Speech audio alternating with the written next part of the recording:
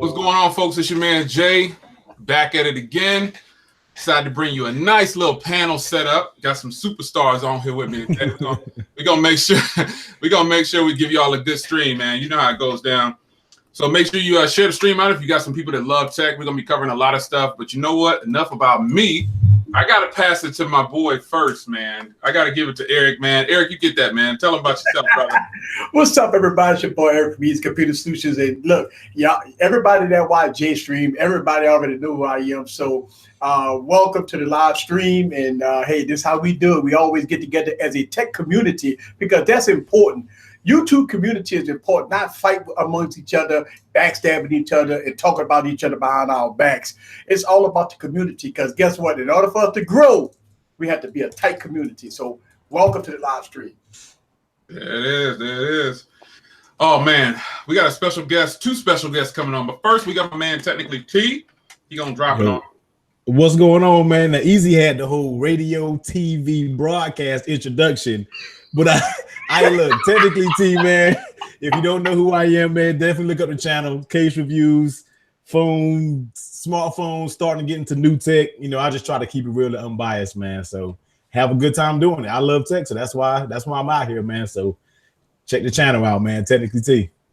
That's what's up. Now, there's a guy, I'm going to call this guy up and coming superstar. Like, for real. I'm going to call him an up and coming superstar. Let me get my glasses. Because this guy right here caught my attention. I think he was on Eric's stream or somewhere. I forgot where I first saw him at. And I saw he does like a live stream like every Friday or something like that. Almost every day, it seems like. But I think everybody's starting to figure out who this guy is, man. He goes by the name of Viper. What's up, y'all? Say what's up, Viper.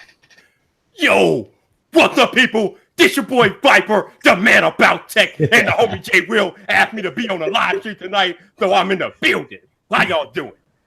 There you go. Man. You see why I'm rocking this cat, man. He got to hold the throne in a little bit. We're going to get bumped out of here with that type of intro. I'm telling you. He's going to take over the YouTube live stream scene like for real, man. He's bringing that thunder. I said, man, I asked him, I said, T, you got to get Viper, man. You got to get Viper. I said, oh, yeah, he but do Viper come, no problem, yo. That's what he do, man. He is the live stream himself. I'm telling you. Yeah, man. This, I like this, man. I don't rock with too many people, but I'm telling you, I'm feeling, Vipe, you on the uphill climb, bro, for real. Because you caught the attention of some big YouTubers, man. I seen him on the stream with like some of the other casters way up there. I'm like, man, how did he do that? You know, like, man, I gotta take notes. So what's up to everybody in the live stream? Be sure to send the stream out if you want to talk tech tonight. We're gonna get on some of your favorite OEMs. Not gonna be nice about it, but it is what it is because I know you came here for the truth. We don't do none of that. Like Eric say, what is it? What it say? Give him the logo, Eric. Truth and justice, man. That's right. No fluff, no plans, man. We got that off. Hey, good stream last night too, Eric. I was in there. I was multitasking. I said I got to go in here and check out Eric's stream, man. Yep, I said, I gotta always on Wednesdays. But we're gonna just talk about some of the latest news and things going on with the OEMs that's releasing phones today. We're gonna touch on the iPhone. We're gonna touch on the Note. We have to. But first, I think I know Eric has a G7. I got one. And T, I don't think T has one. I don't know if Viper has one. Viper's straight iPhone, straight up. We already know he's straight iOS. But we're gonna talk about the V40 first. So that's messed up. The V40, you know, when I first saw it, I thought, like, honestly, I was like, okay, so this is a souped up V30 or a souped up G7. Do we really need 5 cameras on the phone? I say no. But that's just me because some people can't even get it right with 2. You know what I mean? So the V40, from what I can see, and I don't have it yet, so I'm going solely on what I've read on paper and what I've seen. I haven't watched any of these advanced reviews already. The phone just got announced and it's already full reviews dropping on it. I don't watch any of those. I rock with a lot of these. Well, you know it take 2 days to do a full review, man. Yeah, you know that's the standard, man. It don't take a month like everybody else. It takes 2 days. That's no shade, no shots fired. I'm just saying, you know, it is what it is. I like at launch. I want to get it myself because I do product reviews like everybody on this stream. So, the V40 for me, it looks good and everything. I know the cameras are going to be good, but that price tag, though. And the question is, how is it that LG can release a really solid phone, but we frown at the price tag. Well, it's real simple. It's real simple. Uh-oh. Is it me that got an echo? I don't hear no echo. You good? Oh, yeah. I heard it. You heard it? You good now? All right, cool. So for me, the V40 look, I like LG phones. I make videos about how I like LG phones and the cameras. The manual mode on the LG phones is like no other. But here's a problem. LG phone is another phone. It's like the Galaxy S9. It's like any other phone. It's not bringing anything to the table that's different. 5 cameras, listen, we seen the Google Pixel with 1 camera and it does all the bells and whistles. So for the 5 cameras, I think that, it has to be more. I mean, it has to be more, especially in about another 2 weeks. You got the OnePlus 6T.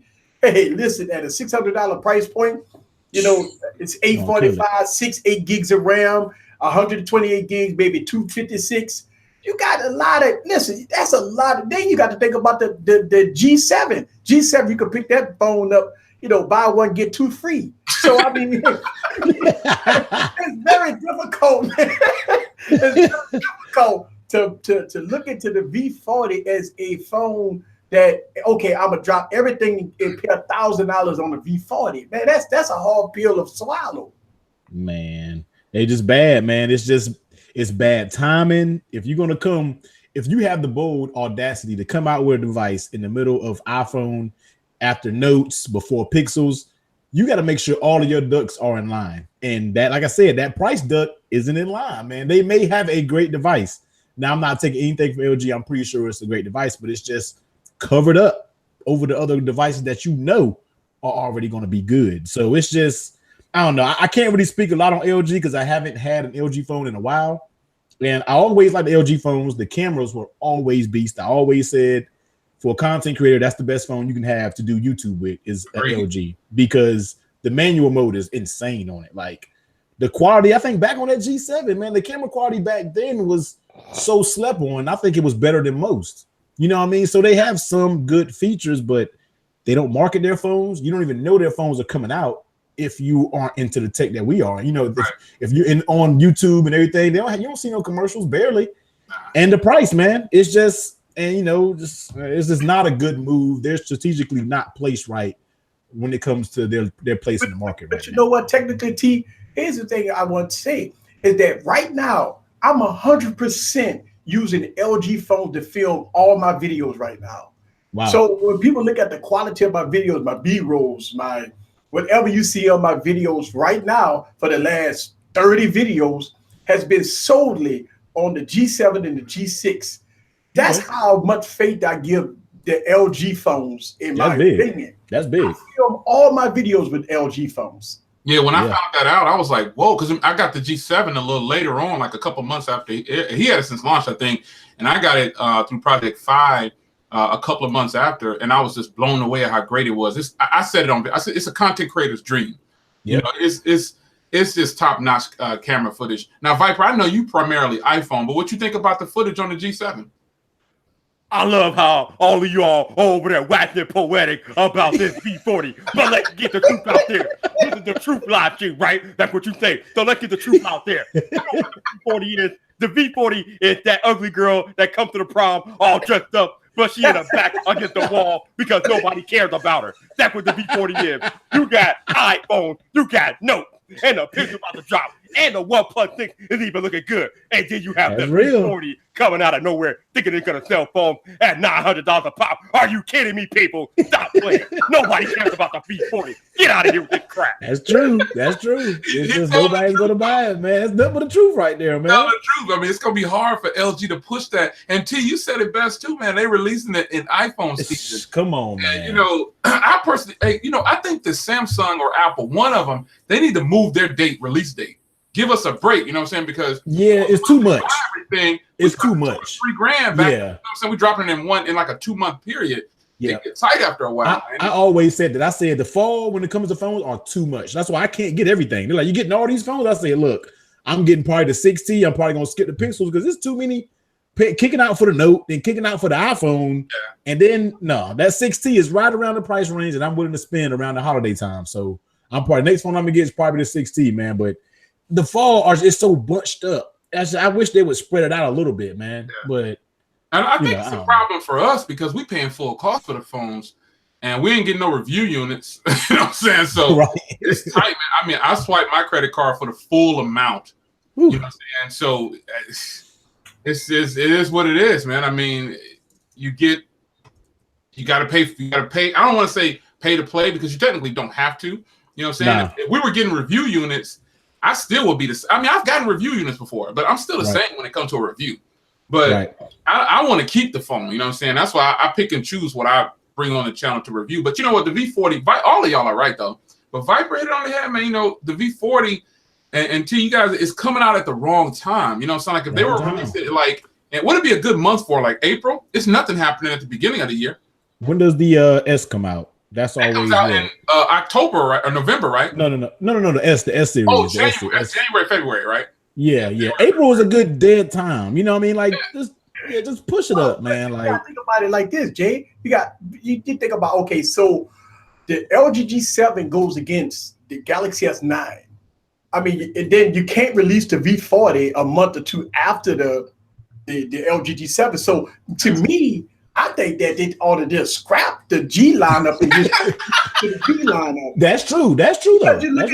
You're looking at a phone that's the V30 and the LG G7, all the features of both of those phones combined into one phone. You got the boombox speakers, you got the good cameras, you got the instead of the POLED display, they went with AMOLED. So I think that because a lot of reviewers were saying that it's the V30 and the G7, all of it combined into one with the quad DAC, the boombox speakers, and all that stuff like that. So to me, I said, well, let's scrap the G lineup because they're not going after the Note. I mean, it's no pencil. No, they messed that up. They should have been going after the Note.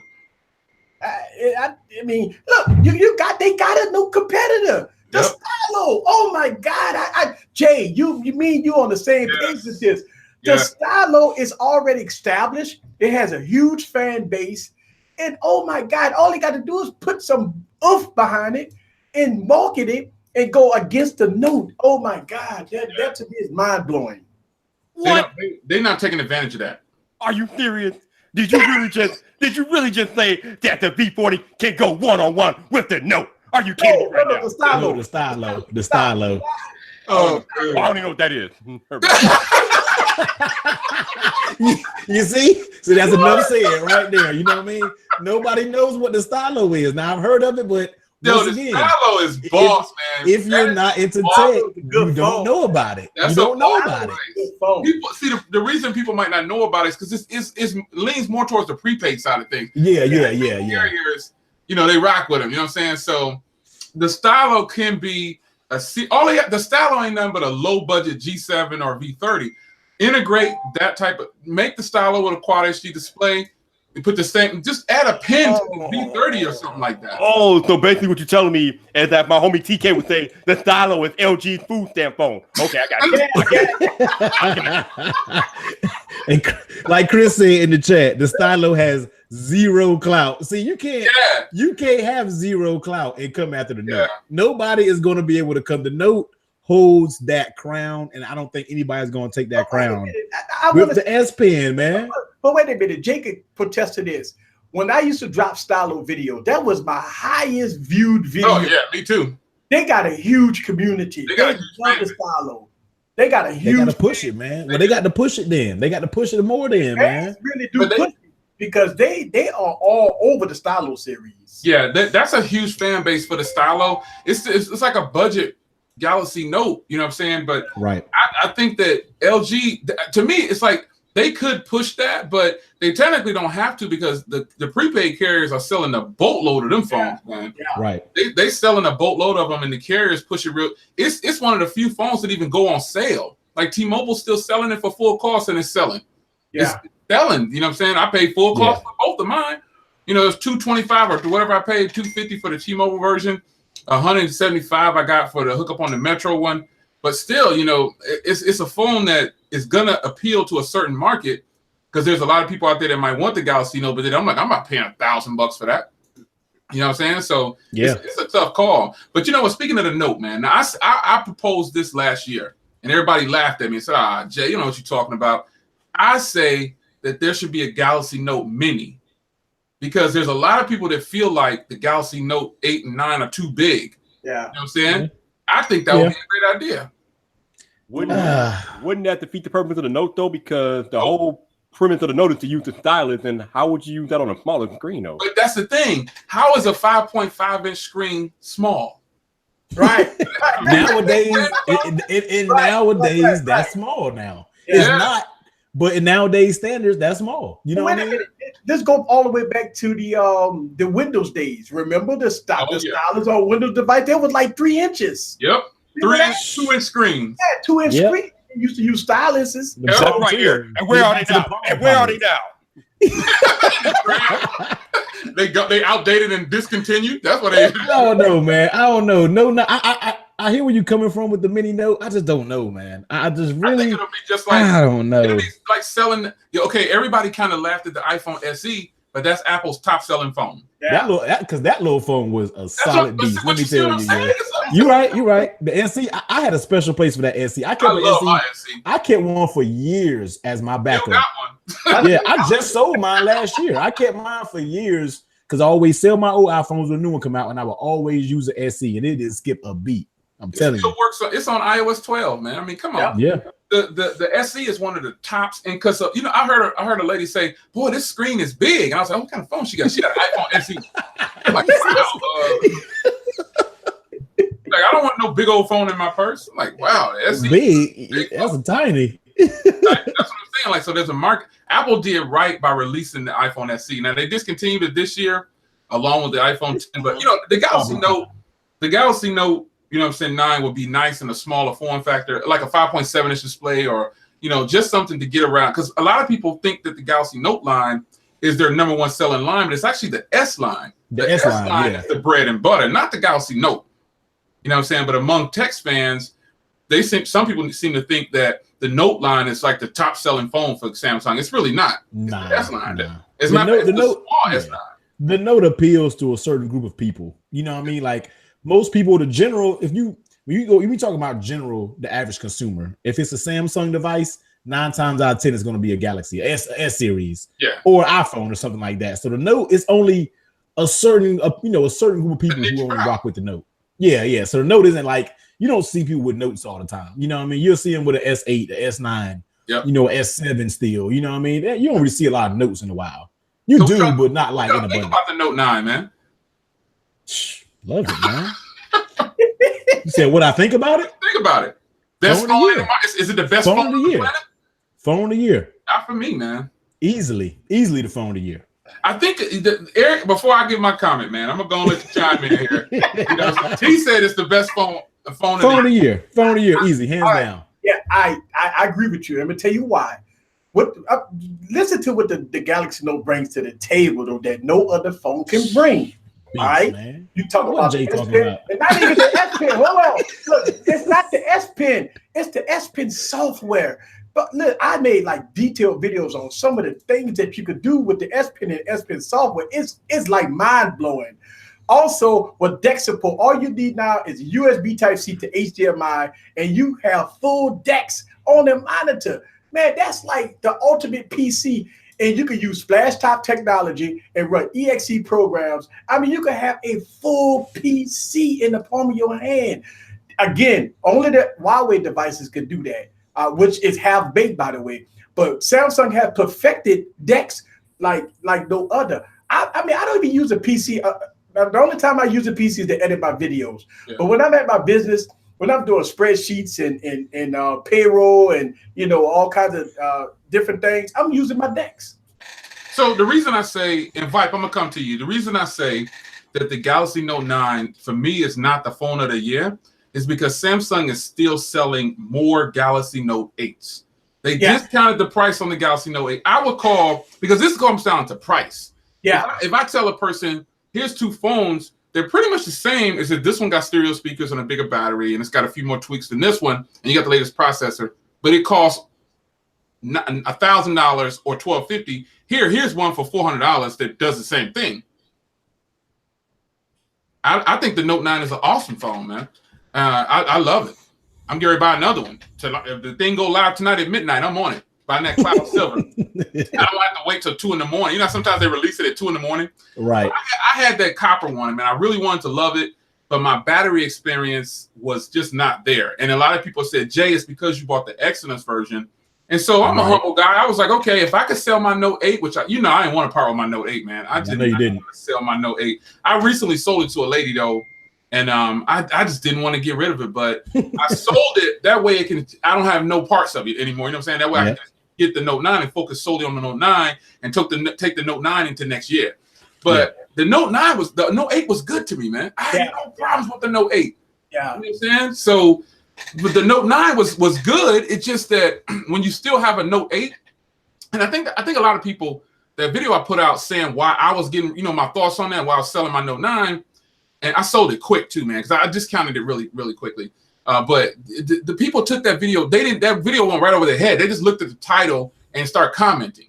You know what I'm saying? Those comments were way off. I was pretty much praising both phones in that video, and the Note 9 is just a hot phone. But the only reason, because I even though I'm a tech reviewer, I try to come from a consumer's point of view, and they're going to think about money. Like if consumers couldn't finance phones, now you honestly believe consumers are going to be out there paying $1,000 for a Note 9? No way. Of course not. But since that financing option is there, and a lot of these gangsters online be saying, "I'll drop the money." You ain't pay no full cost, but I don't believe that hype, man. You got to pay to play. Get out of here with that, man. Your cast is not going out there swiping your card for $1,500. If you are, I apologize, but I don't see it happening, bro. Y'all in the finance line, man. Yeah, because if you have to brag about you paying $1,500 for a phone, what's the purpose of you getting it? Who are you doing it for? Right. Doesn't make any sense. The Note 9 is a hot phone, man, but for $1,500, come on, son.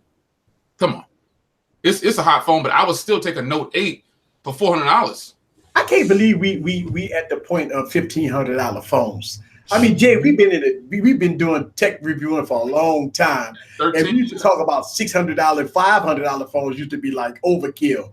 Now we at $1,500 phones. I talked about this, and I think what happened, in my opinion, is when the first Google Pixel came out.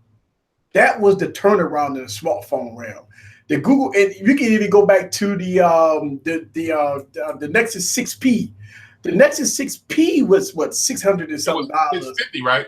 Right. And then we had the Pixel at the $899 for the Google Pixel XL. That was terrible. And for stock Android, that was terrible. Then here we got the Google Pixel 2 XL for the same price. After you include taxes and all the bells and whistles, screen protectors and cases, you're at the $1,000 price point with a Google Pixel, for Christ's sakes. Yeah, check LaShawn on the chat. He said, remember the Nexus 6, it was $600. Yeah. Remember, it was $699 for the higher one. Flipping out, man. Flipping out. Hey, Viper, have you ever owned anything other than an iPhone? You got a Note 9, right? I do, right here, man. I knew I saw you with a Note 9 on one of your videos. Yeah, I got this Note 9.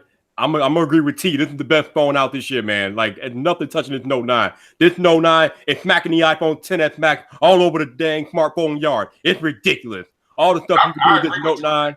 I mean, from the multitasking to the bigger battery to the better display, this Note 9 is hands down, pound for pound, the best phone out this year. It embarrasses the iPhone XS Max, if we're being completely honest. And I'm the captain of Team Apple, and I'm telling you myself, this Note 9 embarrasses any iPhone on the market this year. This Note 9 is that good. So I made a mistake by getting the Exynos version, right? I guess that's what everybody keep telling me. Must be. Yeah. That's what it's gotta be. It's gotta be, because you're the first person that said something negative about it. I was like, huh? Not negative, but then you were the first person. I'm like, hold on, something's wrong. Like, because that Note is literally almost just about the perfect phone. I was getting charged several times a day, and then I was only getting like 5 to almost 6 hours screen on time. And everybody else like, you bought the wrong one, son. You should have got this. I'm like, I don't get it. But that's the first time that the Crap Dragon version beat the Exynos version. That's why I wanted the Exynos version. That's why I wanted the Exynos version. The Exynos versions have always been better. Yeah. I don't know why. Yeah, every year now. I don't know. It must have went down. But give it another try, man, because this Note 9, I said this year was the turning point of me, because primarily my main phone is usually an iPhone. I carry both. I love both. But this year when the S9 came out, and then when that Note 9 came out, it really had me like, this iPhone, man, they better do something to grab me. You know what I mean? Like, because that 845 was the turning point in Samsung's performance. Yeah. To me. Yeah. That 845 is something about that chip, man, that is just blazing fast. You don't get any lags. I know that term lag is used loosely, and we shouldn't be talking about it, but truly, you don't get any lag with the S9. My Note 9 was pretty much flawless. Oh man, it was flawless, man. That thing, mine is like, I can easily use that phone as my daily driver for a complete year, and I'll be perfectly fine with it easily. Yeah, and people was telling me, Jay, it's only because you bought the Exynos. That's the only reason. But that's people who was talking to me with some common sense. All the other clowns that came along didn't even watch the video. Because let me ask you, did I trash the Note 9? No, not at all. I watched the video. Not at all. But unfortunately, it's a lot of immature people and trolls online, so they don't understand. Yeah, you know what it is. But I'm definitely gonna rock out. People act like it's easy, man. It's not easy for me. You know what I'm saying? But I know I make it look easy. But when I swipe my credit card, I pay it the next month. I have a 0 interest rate credit card, so I have to pay it the next month. You know what I'm saying? So the stuff gets expensive, but I just take any money from YouTube, I dump it right back on these phones, man. But I'm getting the Cloud Silver. I'm not gonna get the 512. I don't plan on getting the 512 because why? You know what I'm saying? I'm gonna get the 128. I got a 256 gig card, and I'm gonna rock. Hopefully the orders start tonight at midnight or 2 a.m. because I'm gonna order it, man. Are y'all gonna keep the same colors y'all have, or y'all gonna sell them off? Man, I'm keeping that bad boy. I'm good with the blue. I couldn't man. I'm all gold. I like that. I saw your joint on Twitter, Eric. I saw the video too. Yeah, I got the blue S9.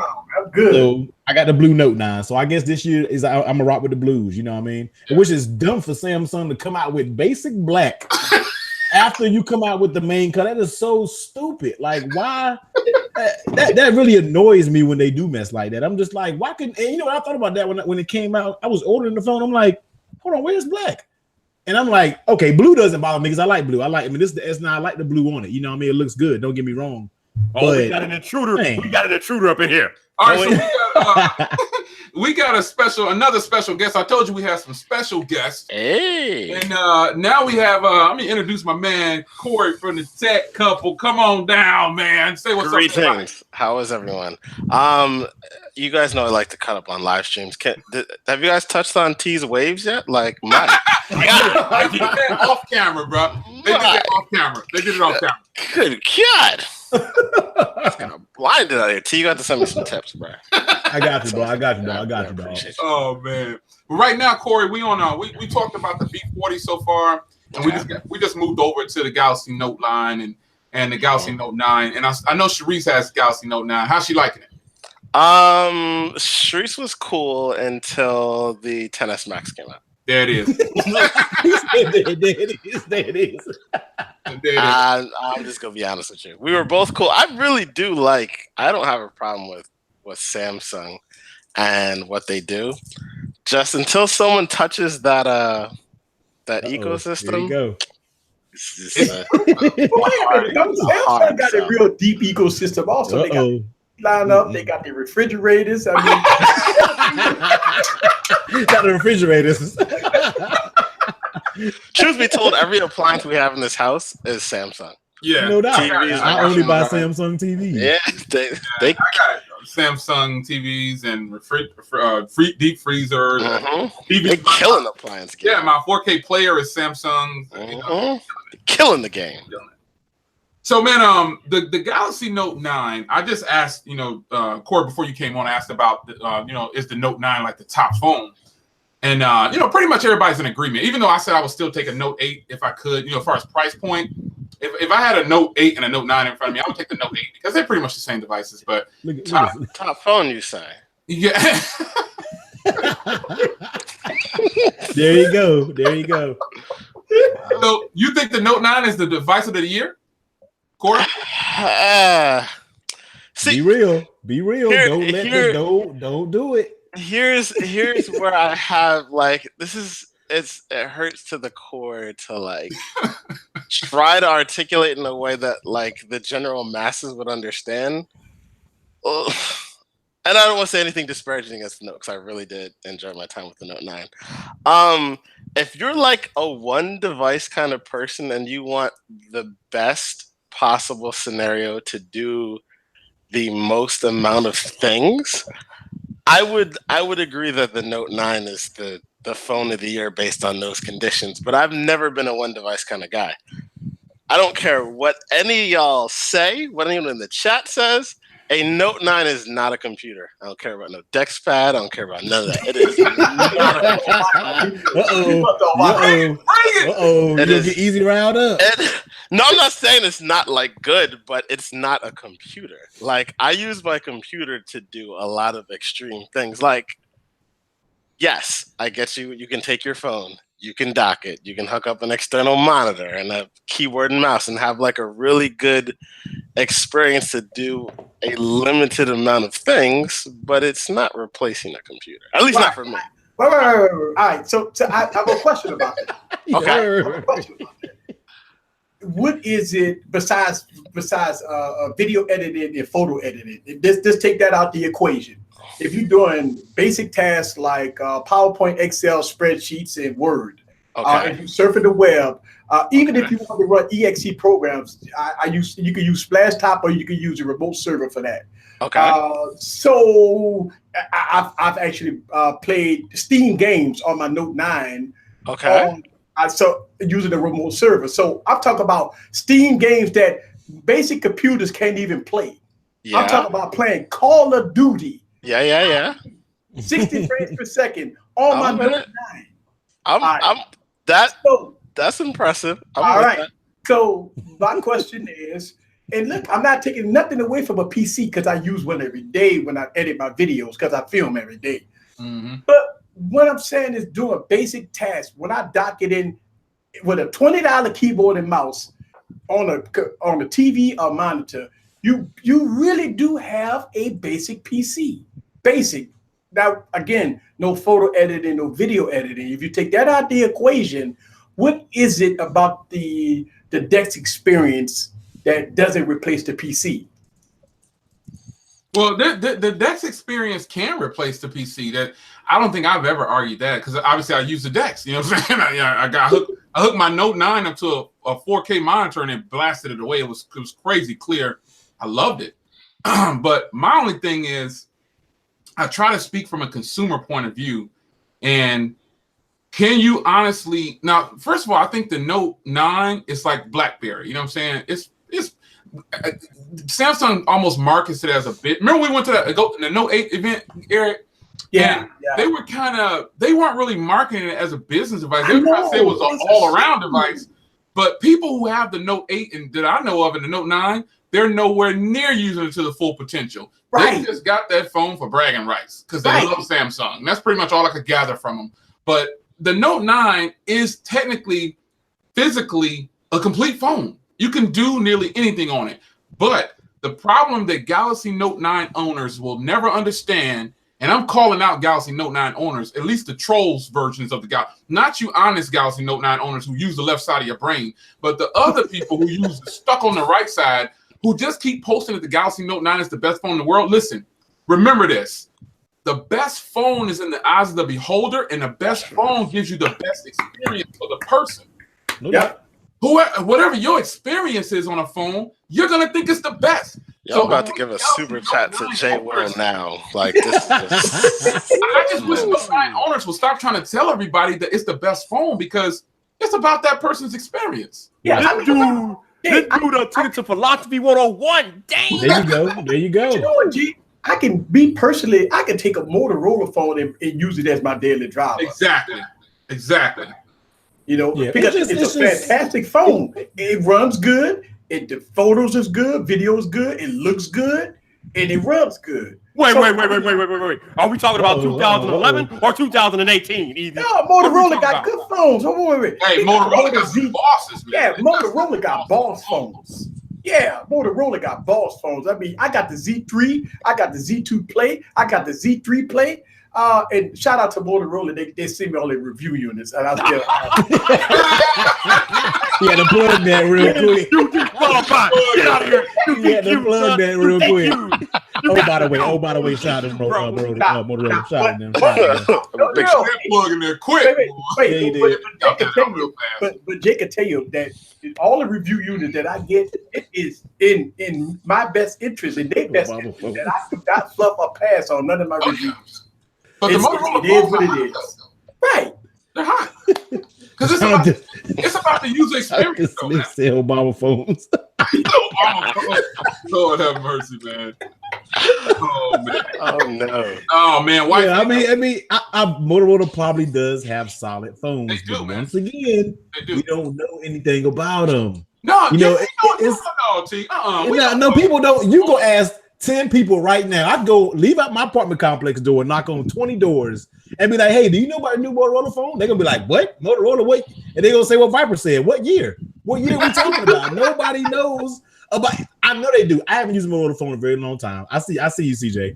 But it's just like nobody knows about Motorola phones. Well, Man. they can't about BlackBerry, but we all know BlackBerry. Man, I'm telling you.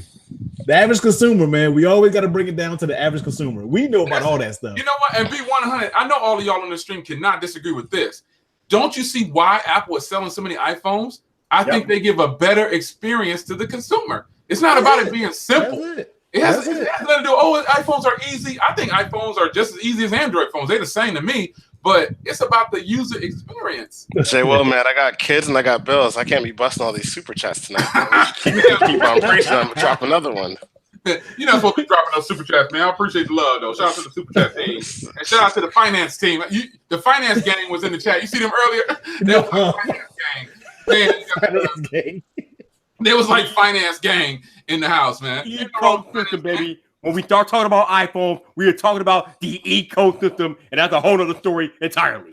That's right, and that's what we're going there next. So check this out. Okay, so first, before we get on to, we're not even going to talk about the 10S. Let's just kick that thing over to the side. Yeah, we ain't going to talk about that. We're not talking about the 10S. We're going to move to Apple's top-selling phone right now at the moment, which I know everybody on this stream got one. Yeah. The big boy. That phone is the top-selling phone right now. But what's going to happen on October 21st? 26th. I guess the $10 is going to sell. I guess. Come on. I'll tell you who won't be buying one. I won't be buying one. Not because of what it is. No, I've came around. I've came around. I was one of those people like, you know, I coming from devices like the Note and the S9, the screen quality. But listen, you see, you reacting too quick. You reacting too quick. Okay. Let me just listen. Then I came around and I was like, you know what? It's not going to be that bad because Apple has never gave you a trash screen. You know what I mean? So Apple was never. So regardless of what the PPI or whatever that is on paper, us tech heads are like ill. But when you sit back and think about it, they never gave you a bad screen. Yep. And then the average consumer isn't going to care as long as they can send Instagram posts, as long as they can use Snapchat, as long as they can take decent pictures and selfies. That's all they care about. So I kind of had to reposition my head off of being the techie to looking at it at the average person because that's a whole different ballgame. And because of that reason, and for that price, it looks like a new iPhone. So therefore, and they see that price, I mean, it's really a no-brainer. Oh, here's the thing, T. But the thing about it, T, here's the thing: the price is irrelevant because the carriers go do zero down, buy one, zero down. So they go walk out the out of 18. That's what I'm saying. Then for the younger crew who parents may be getting them phones. That's why they made those colors. Yeah, they're gonna be like for kids and like the younger crew. The parents are gonna be like, a $750 phone, and that's gonna be a gimme to all ages and everywhere across the board. They're really gonna kill it. Like it had to take me to transform my mind to really look at that. No, but and I'm like, you know what? That's gonna be dope. Like that's gonna be a great. I'm anxious to see how it sells. Like I'm going to the mall that day. I want to see if there's a line for it. Like I'm anxious to see how that phone sells. There wasn't even no line for this year's. It was a baby line for the 10S Max when I went to Atlanta Mall. I went to the store and it was gone. I wasn't gonna say nothing here because I was going to do like a video about it, but I don't know. It doesn't. Don't get a spoiler, bro. Don't get a I spoiler. don't have enough content to make what we consider a meaningful video. But the thing I don't think anyone ever thought about, as far as like the 10R is concerned, is like I don't know what the technical term is, but when a display becomes the equivalent of a retina display, where your eyes can't tell the difference or differentiate the pixels, Right. on the 10R is 11 inches. So at like this much distance, you cannot tell if it's a 4K, 5K, 2K, 1080p display. Right. I think Apple knew that. So why waste all this money on pixels if you're not about to be watching YouTube? All right, enough. I'm tagging myself in. Let me tell you all about this 10R real quick. For my work phone, I use an iPhone 7, and that screen to me still looks good enough to do everything I need to do. So don't you tell me that the 10R screen isn't good enough. It's more than good enough. As everybody on this panel has already said, the average consumer has no care about what the screen is. They don't know an OLED from a fart LED. I can see pixels, guys. I can see they're gonna do what they gotta do. This isn't 1080p. Tech J with JRD said pixels can be seen. That's what he said in the chat. Nobody is seeing pixels between a 10S and a 10R. Nobody. Stop it. Just stop what? So you guys telling me if you put your Note 9 on 1080p mode and then flip it over to the highest mode, you can't tell the difference? How close? How close? Yeah, but you can do that. Looking at it, iPhone. I mean, regular lit, like you look at your phone. If you have two phones side by side, then yes. But how many people are going to have two phones side by side? Not many. Nah. Yeah. Not many. Nobody. Yeah, I think that's for real though, man. But the 10R, it's not even about a selling point for me because I'm not getting none of the money. But what I'm saying is, I feel like the 10R is gonna, and Apple knows it. Like I heard a rumor that the reason the 10R didn't come out first and with the rest of them is because they were having problems with the display. I don't believe that hype. I believe that Apple wanted you to dump all the money on these first because they know if they would have released it at the same time, nobody probably would have bought the Max. Well, that's about marketing. You know what I'm saying? Think about it. The R is for the holiday season. Yep. It's the holiday season. Think about how the phases they did. They come out with the $1,500 phone first. Yep. Juice up all the money you can, and then a month later come out with the the $750 phone. But you think about how the carriers are sitting at the round table saying, okay, this is how we gonna do this in phases. This is how we gonna make this money. And we gonna do this. We gonna market this iPhone R for holiday season. We gonna give them $0 down, make them add a line. We gonna have all kinds of stuff, and then they gonna be paying more on their bill. They gonna be obligated to device payment plans. Sprint gonna have you with stupid lease programs, all kinds of stuff like that. And it's gonna be a catastrophe. Whoa! Let's back up. Let's pump the brakes. I gotta go back to Jay Will real quick. So you mean to tell me, Jay Will, that you believe that Apple is pulling a conspiracy theory that they're delaying the 10R so because the Mac won't sell? Are that what you're saying? I think so.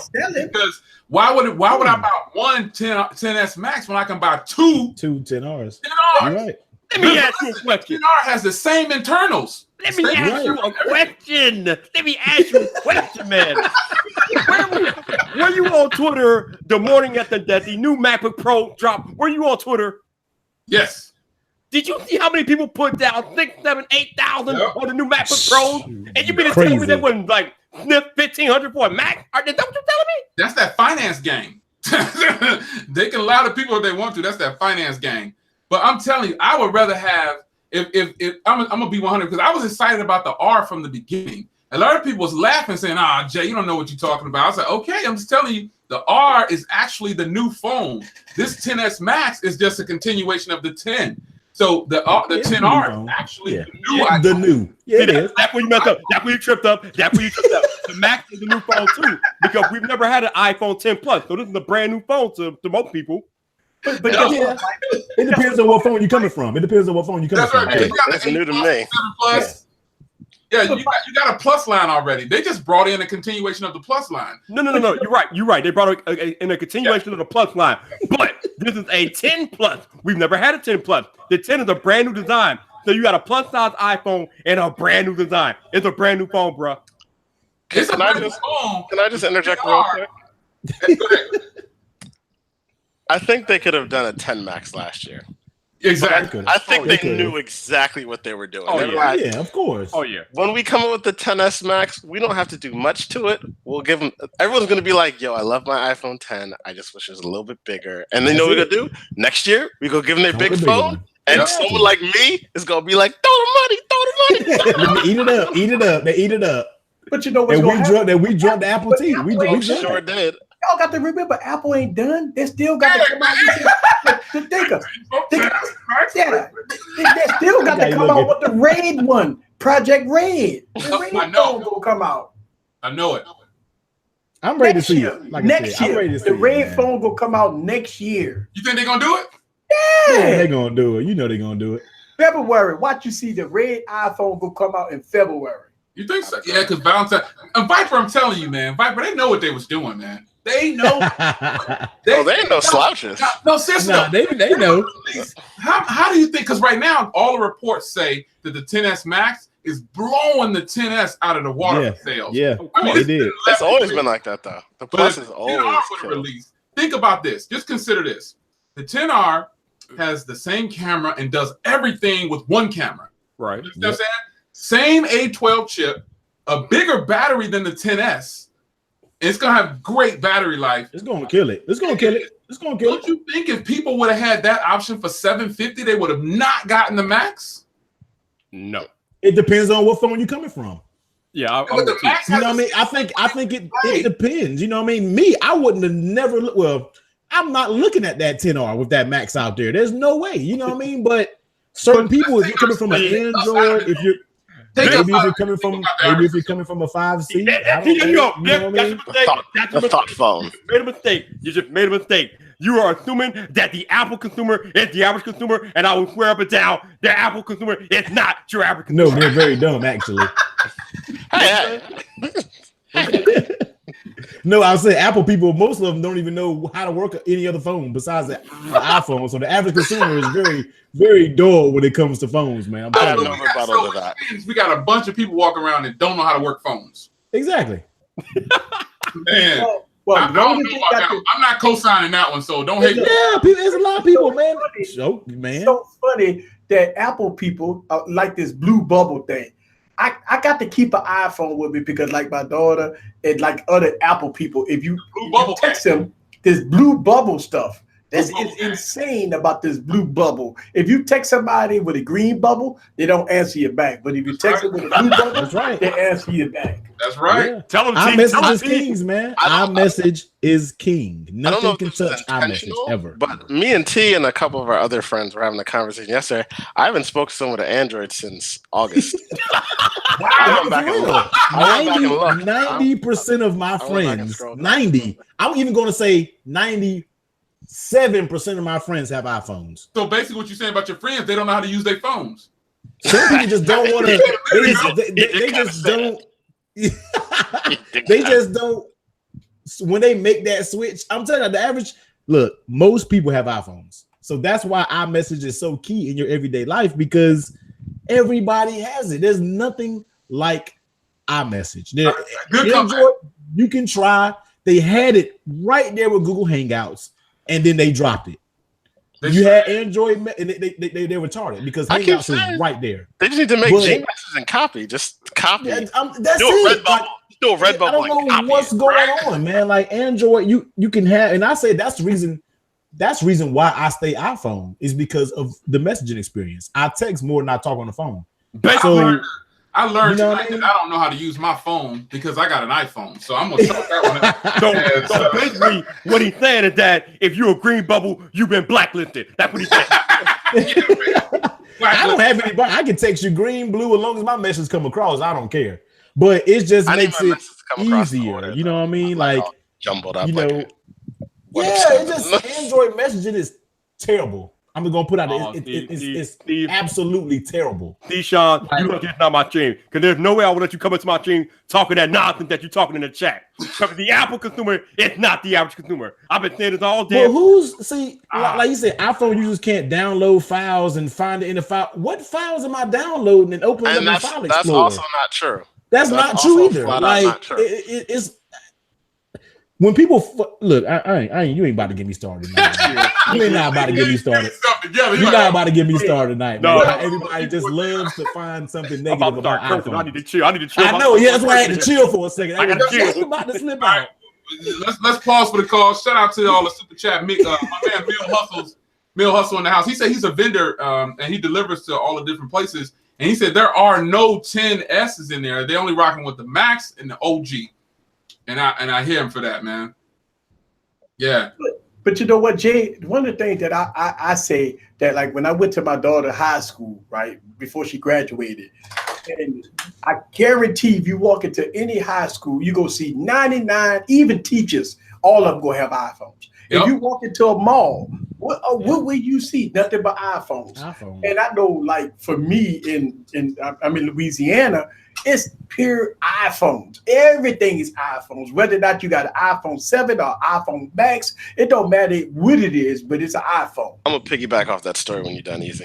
But I'm just saying, like, it is one of those things. Is not only that it's a social thing, but when you're dealing with iMessage and the video messaging systems and stuff like that, the ecosystem is boss. I'm not taking nothing away from it. Also, you got to think about it. iOS land, you're going to get your updates. And that is critical for me. I get blasted out on my YouTube channel when I slam Android phones when I get updates. But I mean, man, I have to give full praise to Apple and the ecosystem. That, I mean, you got phones all the way up to like the 6 getting iOS 12. And you can't say the same for Android phones. Oh my God. Android phones, they on Kit Kat. I mean, let's be 100. Lollipop. 1 year updates, you might get 4 updates in that whole product life cycle. I'm just being real. You know what I mean? It's just being real, man. Yeah, but Android people can't see that. They can't see it because they don't see it. They just want to hate iPhones so much that they bypass the negative that Android has. But you know what I mean? Funny, like, you know what's funny, T? I saw your tweet earlier. I was laughing, man. Yo. But the funny part about all of these people with the Galaxy Note 9 just kind of trying to trash everybody who buys an iPhone. The funny part is you don't see no BOGOs or no 10% off and 20% off on iPhones. People are buying those, selling them for higher profit right on day one. The Galaxy Note line drop, it's already discounted $200. Yep. Right. Why is the Galaxy Note, brand new phone, the phone of the year, why is it selling for so much less all of a sudden? 2 weeks later. Yeah. I mean, I'm not making it up. I'm not hating. I'm just saying, how can the Galaxy Note 9 be such a great phone and everybody's selling them off for $600-700? Oh, here's the bigger question is, why the hell is 4% of Android phones running Android Pie? There's your answer. You just answered Jay's question right there. That is. Android phones have no retail value because they don't get supported. None. They don't get the support that iPhone get, and that's why the retail value is terrible. All you get is security patches. You don't get any fixes that rarely fix anything unless it's something major. And if you have an issue on Android, you're going to have that issue. Yeah, but you know what I mean? Like, you made a good point about fixing things. I've said it a bunch of times, and nobody has a legit answer. I always say, when the last time you walked into a Samsung store, an LG store, an HTC store, and got your phone replaced the same day? And walk out. What are you doing that? I don't. Where they at? Do they exist? They don't have it. There you go. Not in the US. That's why I like the Apple ecosystem, man. I love it. People hate on you for that. And I'm an Android guy. I've been using Android since day one. But when Apple came along, man, I started buying all these Mac computers and stuff and iPads. And you know what? Let's just be 100 for a minute here. A lot of Android users are hypocrites because they got an iPad. Or a MacBook. It's so funny you say that because all your favorite Android YouTubers, I bet they got an iPhone in their pocket somewhere. They do. Everybody has vice versa. But as soon as you pray, like people in the live stream are talking about, oh, this is an Apple. Why does it have to be a fanboy? Because it works good. You just don't like Android, and you don't want to admit it. You probably never even had an iPhone. Exactly. If you had an iPhone, you probably had a 4S. So like, people bash because you're getting me started now. Because people be killing me in the comments. Always talk, oh, you're a fanboy. How? Because it works good. It works for what I have. Don't hold back, so T. therefore, Don't hold back, T. So it's just like, what are you talking about? How can you be a fanboy? I use both daily. Somebody asked, do I carry both phones? I do. Yeah, I carry 2 phones. Let the wave talk, baby. You're only gonna get that hate Kill from me, man. Android users, man. I don't know what that's about because everybody who follows me knows that my favorite phones are Android phones. It's ridiculous. It's like I'm not allowed to say anything good about it. You can't, or you automatically a fanboy. You automatically a fanboy. But you know what I always say? Make something about a phone. T, you know what I always say? Apple What's users that? don't care. I don't care, man. If you think I don't somebody's care. a fan, who cares? Hey, technically, T, you know what? One thing that me and Jay, we know this because we've been on YouTube for a long time, and we know about the hate. Oh my God, It's so bad. It is terrible. It's so. You just like everybody said in my Note 8 review. Oh, you have an Apple Watch on in your Note 8 review. Who cares? Because I use both daily. Huh? They What? called you out for that. They called you out for having an Apple Watch. Go look in the comment section. They were just like, they don't know that you rock with Apple full time. No, that's all it is. I rock Apple full time, but I have a note in my device every day. If I pick up, I watch YouTube more on my phones. I watch all YouTube and do everything on my note. Like I do a lot on my note. People be surprised, man. But people were like, "Oh, you got an Apple Watch on." What are you talking? Who cares? Like, hey, you're no longer credible. Like, what are you talking about? It's so funny. I just want T to let the waves unleash the wave on them. Let them know what's going on, bro. Let the waves go. Let them go. This dude gonna say, "Oh, you can't be in a Samsung commercial." I don't give. Boy, I'm about to cuss. I don't care about being in no Samsung commercial. That's not what I made the video for. Like, I don't care if they don't use my freaking video. You know what I mean? Like, man, these people are I remember when I made the video of the Galaxy Note 9 and the rattling video, right? Oh yeah. And oh my God, people that didn't know me, but they know me. Like all my fans know that I'm a Galaxy Note user. I got like tons of videos about how I love my Galaxy Notes. But I made a critical video about the rattling, right? Oh my God, I got DMs, people asking me to please take the video down. I got people just hitting me up telling me, oh my God, can you please take the video down? Because Samsung had already acknowledged that the rattling noise is in the device. Listen, man, I'm not taking no video down because the Samsung Knight's telling me to take the video down. No. Oh Lord, that's right. Fight the man, baby. Fight the man, baby. Don't let them get you, baby. Don't let them get you. Man, you know this. We're not even gonna touch on it because that ain't even no real group, man. That's somebody looking for attention right there. Right? I'm not even gonna go there. Bunch of grown man, baby. So somebody said in the app, somebody said it's a good. So Ronaldo, shout out to Ronaldo. He's always one of the people on the channel. He said, "What if Apple didn't have iMessage or FaceTime? Will people still buy Apple?" Yep. What if Androids didn't have screens? Like, what kind of question? No, I mean, I would. I mean, because you gotta think about you'd buy a screenless Android. Yo, Corey, tell me how you feel, Corey. It's a valid question. No, I respect Ronaldo. That's a valid question. That's because a lot of people only like iPhone for those messages. You know, iMessage and FaceTime. I would still buy it. Would you buy a Samsung if it was only running Tizen or Tizen or whatever the nonsense is? Hey, I'm just saying. No, we won't. Everybody knows Tizen is trash. We all know. Hey, look, Tizen is actually that's another fail on Samsung's part because Tizen is actually really solid on the watch. Remember they have Tizen watches, they got Tizen OS. They're just afraid to take the risk. Just like BlackBerry punked out and left BlackBerry OS. Other people make watches. Other people make watches. You see how you been shamelessly plugging that Series 4 all. He was talking earlier. He was scratching. He had to scratch it at that angle. He was like, "Oh man, that Series 4 is hot though." I got my Corey. I'm still waiting for mine. You better. Sharice is still waiting for hers. So don't worry about it. Mine. Sharice didn't get hers yet either. Don't worry about it. I think Viper and Corey and T are like straight up Apple. I only knew T for Apple, but when I saw him start doing Android, I was like, oh, okay, so he do use it a little bit. Well, I use both all the time. Yeah, but we're like right under Taylosive. Oh yeah, that's it. Right.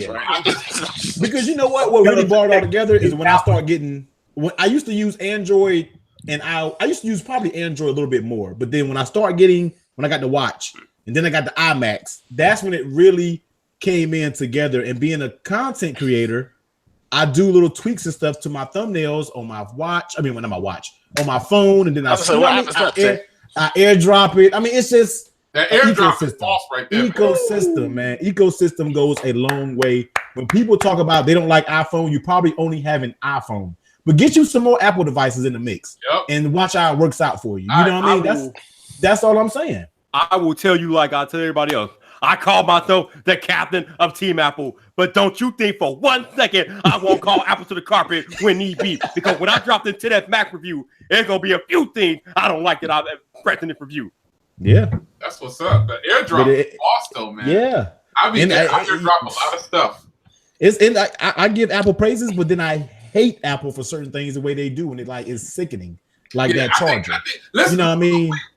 For everybody that's just joining in the stream, man, appreciate you guys coming in. If you've been here from the beginning, you know this is not an Apple stream. We just on Apple right now. We went to LG and Samsung.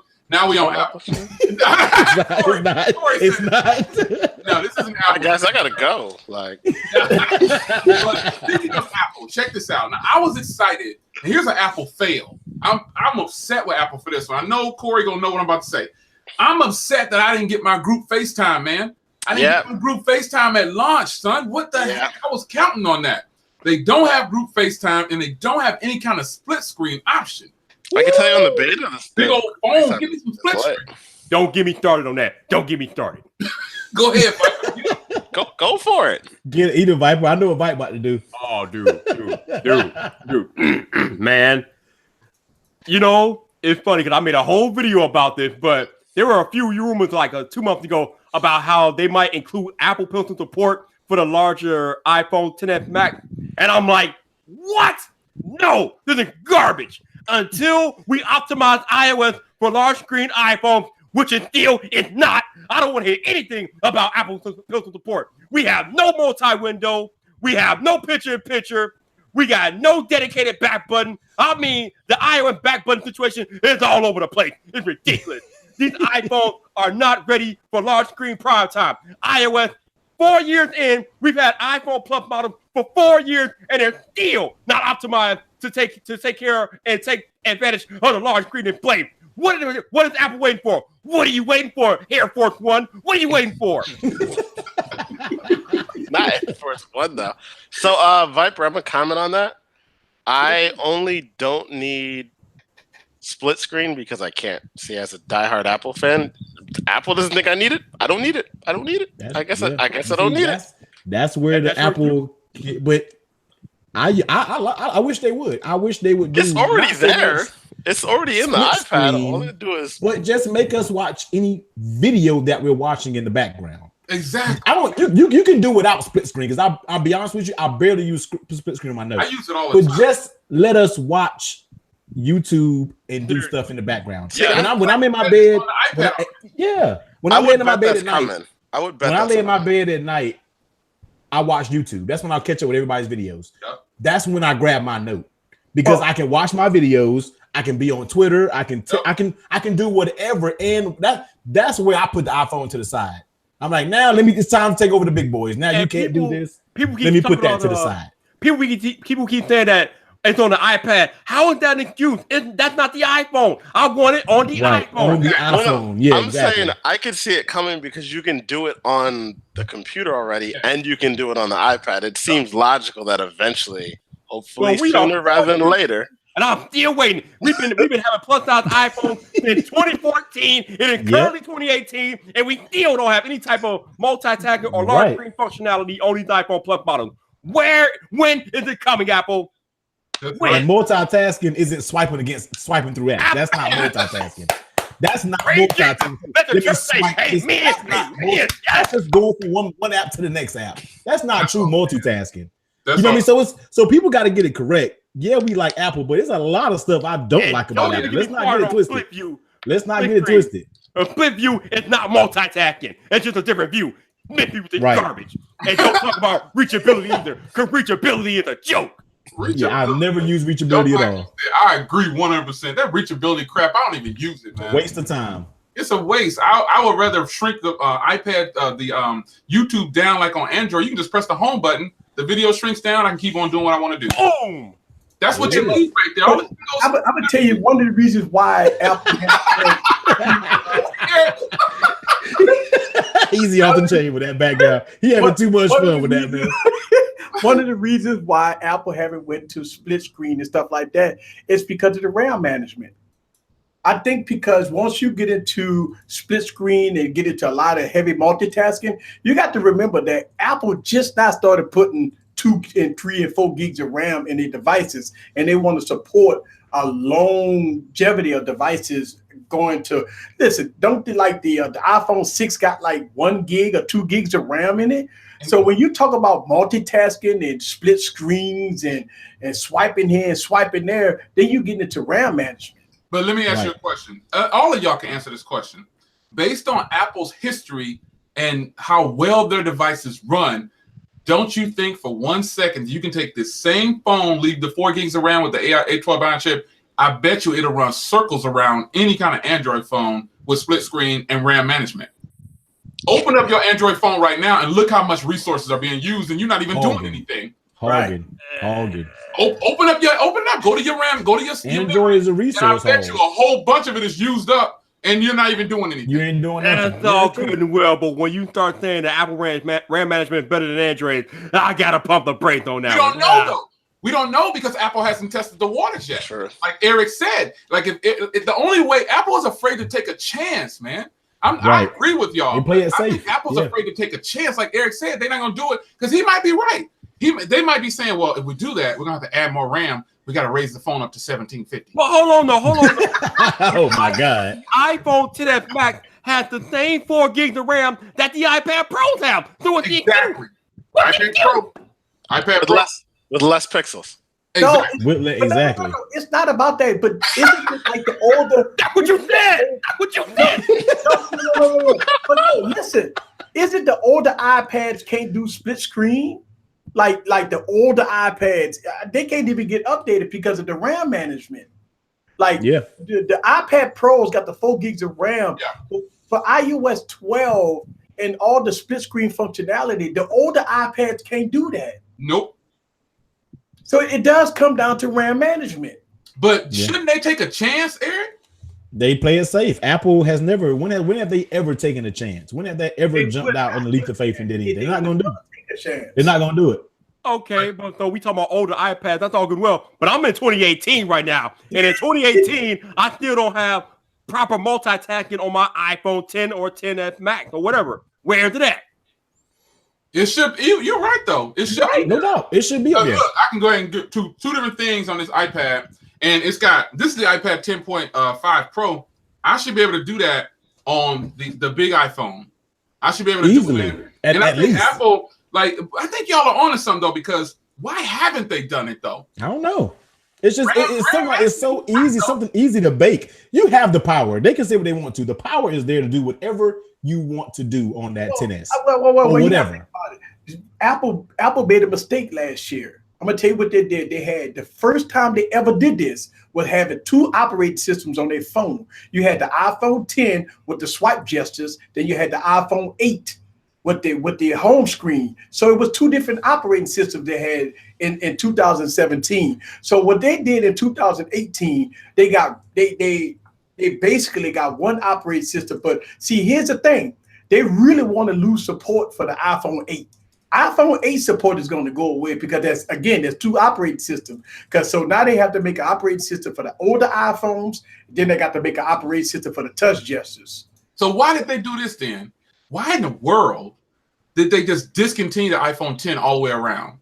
Because it costs too much. All right, so here's the thing. This is what I found out. The iPhone 10, to me, is a device that it costs Apple too much.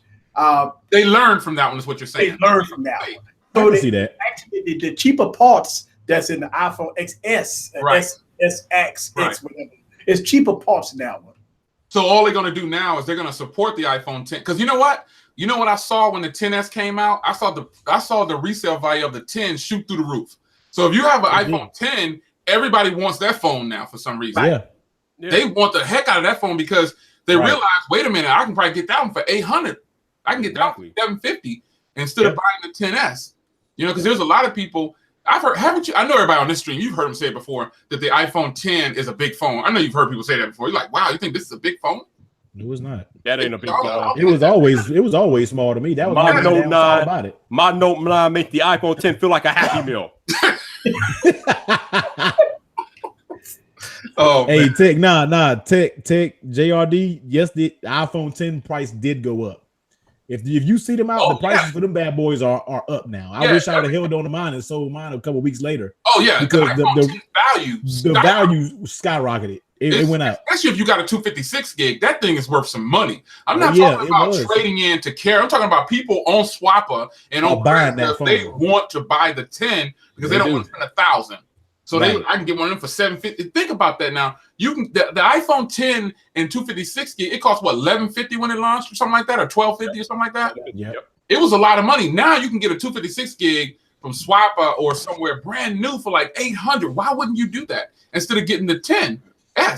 That when I looked on Swapper and Craigslist, them things was selling like hotcakes. People was jacking the price way up. And you got to remember that the iPhone 10 is practically dead, so now it's pretty much a collector's item too. Exactly. It's a collector's item. There you go, Viper. There you go. It sure is. People want that phone. It looks it's the same phone. It's the same as the 10s. So if you're not buying the 10s, you might as well get the 10s Max. Right, you know what I'm saying? Or get a 10 and save a bunch of money. Right. Or 10R. Or the 10R. There you go. Or 10R. Someone in the comments asked about why Apple didn't support the pencil on the 10s Max. No, I know. Because what am I going to do with this? What am I going to do with this? Apple needs to make a smaller pencil. They need to make a smaller one. They need to make a smaller. The Apple Pencil, I think, is too big anyway. Yeah, it's huge. It is.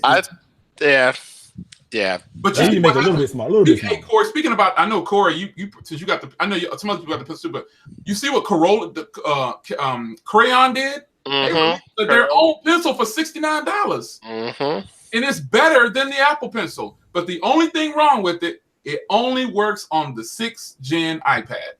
Yep. And Apple, I bet you Apple said, you're not going to do this to us. You're not going to release something that's better. It has a female input, not a male output. So you're not stupid. The iPad, the pencil looks sticking out the back of something. I hate that dumbass. The new Crayon one has a female input, and it's only $69. And Apple shut them down, I think, to have it only work on the 6th gen iPad. Now, why would they do that, man? It's an education play. That's Apple. But it works like a regular pencil. It's an Apple pencil. Man, because like you said, they don't want that. Because Apple doesn't want to cannibalize themselves to the Apple Pencil. Exactly. Yeah, but the biggest question is, if Steve Jobs was still alive, right, will we even have a Max? I don't think he was about big phones. He wasn't about big you better. Yeah, in this market, you better have a Max. I think it would have changed his tune. You would have had to. Because everybody wants big phones. There's no way you can still be floating around in today's system, in today's market with a small screen phone. There's no way, man. There's no way. He had the iPad Mini though. That was he did, and he believed in the small, but he believed in it. He believed in the smartphone, but see, he believed in the smartphone was supposed to be a smartphone, and the iPad Mini was to step up to to get work done. So that was his belief. That's why he never came out. Now when he came out with the iPhone 5, right? When it came with the 4.5 inch, I mean, I don't think he really wanted that phone. He loved the small phone, but he perfected it. If you look at the history of Apple, Steve Jobs really wanted to take a iPhone and made it the best of the best at what it could do. Yeah. But when it got into high-end computing and try to do, business work and stuff like that, that's where the iPads took over. Yeah. Then you wanted to get it to more high-end, and that's where the Macs came in. Yep. Right. I wish it was, Steve Jobs, go ahead, Mike. I was going to think somebody in the chat had a better question. Would Steve Jobs have allowed the notch? I'm saying no. Nah. I think they would have waited. He wouldn't have went with that. They could go straight past the notch. There's no way. He wouldn't have went with that. But I feel like after Steve Jobs, it's the quality. iOS, not even iOS, your devices as a whole went straight downhill. when did we ever heard of this many iPhones having this many issues? Right. Or it was just the quality control of iOS, of iPhones were tight. That mess was together. When you had those 5S's and things like that, you didn't hear about people having a bunch of issues. Yeah. Like everybody had that phone and that bad boy worked, and it worked good. Right when everything started switching is when everything went downhill. You know what I mean? The bending and the quality, the iOS pure. I used to love iOS for iOS because of the how fluent, how it was bug free. Yeah. iOS back then was perfect, man. Now it's a mess. You know what I mean? Like it's starting to get cleaner. iOS 12 is on the right track to catching up back to classic iOS. But when Steve Jobs was here, you know, you were in a tight ship. Well, what went out that door to consumers? Yeah. So you know Steve what I mean? Quick interjection. Do we forget about Antenna Gate? Because Steve Jobs was definitely that was one issue though. That was a huge issue. Yeah, but ridiculously huge issue. But look how much after that though. Right. You know what I mean? What happened to the air power? Where's air power? He wouldn't have said anything about that if it wasn't ready. That doesn't exist. That's not a thing. That is so bad. We saw that on that air power. I don't even want to talk about that. Air Was power. a satire television show you were watching. It is. That's AT. It's even more embarrassing that Samsung rushed their version to market and it's already out there. Yep. It's already out. Then you got companies like Nomad coming out with that charging band that can charge everything. I'm like, that air power mess, when it comes out, they already lost they're done. Just start over with that. They need to completely rebrand that. Don't even call it air power no more. Don't do it. Yeah, it's gonna have to do something different that they didn't announce that it does. But right now it's just done. Then when Steve Jobs was in reign, the only bad issue that they had was Antenna Gate. That's it. That was it. That's a big thing though, because if you can't make phone calls, people squeezing their phones and they couldn't do the reception. And that's a hardware issue is a lot bigger than a software one. Yes, that's horrible, man. I remember that. They were giving out bumpers like Yeah, exactly. But Tim, I remember that. Yeah, I remember that. But under Tim Cook reign, I mean, think about the worst operating system that Apple ever had was iOS 11. Terrible. All right. But it went a whole year with one of the worst operating systems. That's worse than what we had in Android. It was Kit Kat or before Kit Kat. Thank God. Jelly Bean or something else. Honeycomb, Froyo, Key Lime Pie. What's going on? I don't know. I mean, for Android, from Jelly Bean all the way up past Kit Kat was terrible. But I mean, when you look at in the Apple ecosystem, after Steve Jobs gave Tim Cook the reign, Tim Cook is a business guy. He's looking at numbers. He wanted to make it $1 trillion company. It wasn't about the details. And you can see with the Macs. You can see with the Macs Wi-Fi issues. You got poor charging issues. You got all kinds of things that people is complaining about. That Steve Jobs wouldn't. Listen, iOS 11 would never been that bad. Preach, Easy, preach. You know what I'm Steve saying? Jobs was an innovator. Tim Cook is a businessman. Yeah, and you know what though? Now we all know, and everybody in the stream, we probably using the left side of our brain. We all know that they was using iOS 12 last year sometime. They've been using iOS 12 for a long time. Look how long it took for them to release that to us. Right. Look at how great iOS 12 is. How long do you have to beta test iOS 12? Yeah.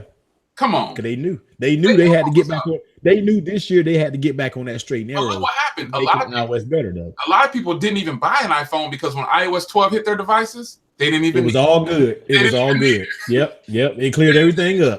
They was like, I don't need to buy no iPhone. My iPhone was run like a champ again, just like that. Yeah. So I posed the question to you guys, man. Shout out to everybody in the live stream. We appreciate you guys stopping by. We're rocking with my man Viper and Corey from the Tech Couple, my man Technically T, and Eric from Easy E Computers. So check this out, fellas. And everybody in the stream, everybody watching this, shout out to the replay crew as well. I appreciate you guys. Check this out. What if, now we all know, if you don't know, Samsung took Android to the next level. If you don't think, if you don't agree with that, something's wrong. With no Samsung, there would have been no Android. But check this out. What if, now here's where Google messed up. And I think, now personally, I feel like iPhones and stuff like that will be in trouble if Google would have locked their operating system. Now, the bad part about this is we still might have, like Windows Phone still might have a chance and all these other operating systems might have a chance, but Google stock Android phones could have ran the show. Because remember, they came out 10 years ago. Loved them. They would have locked down and stayed with the Google Play Edition, just had only stock Android phones for them, and let Samsung rock with Tizen and all these other companies switch. The iPhone wouldn't be as popular as it is because Samsung was running the show. Yep. They was running it. Stock Android was a beast. When the Windows Play Editions, Google Play Editions, the stock Android, the G1 came out and everybody freaked out.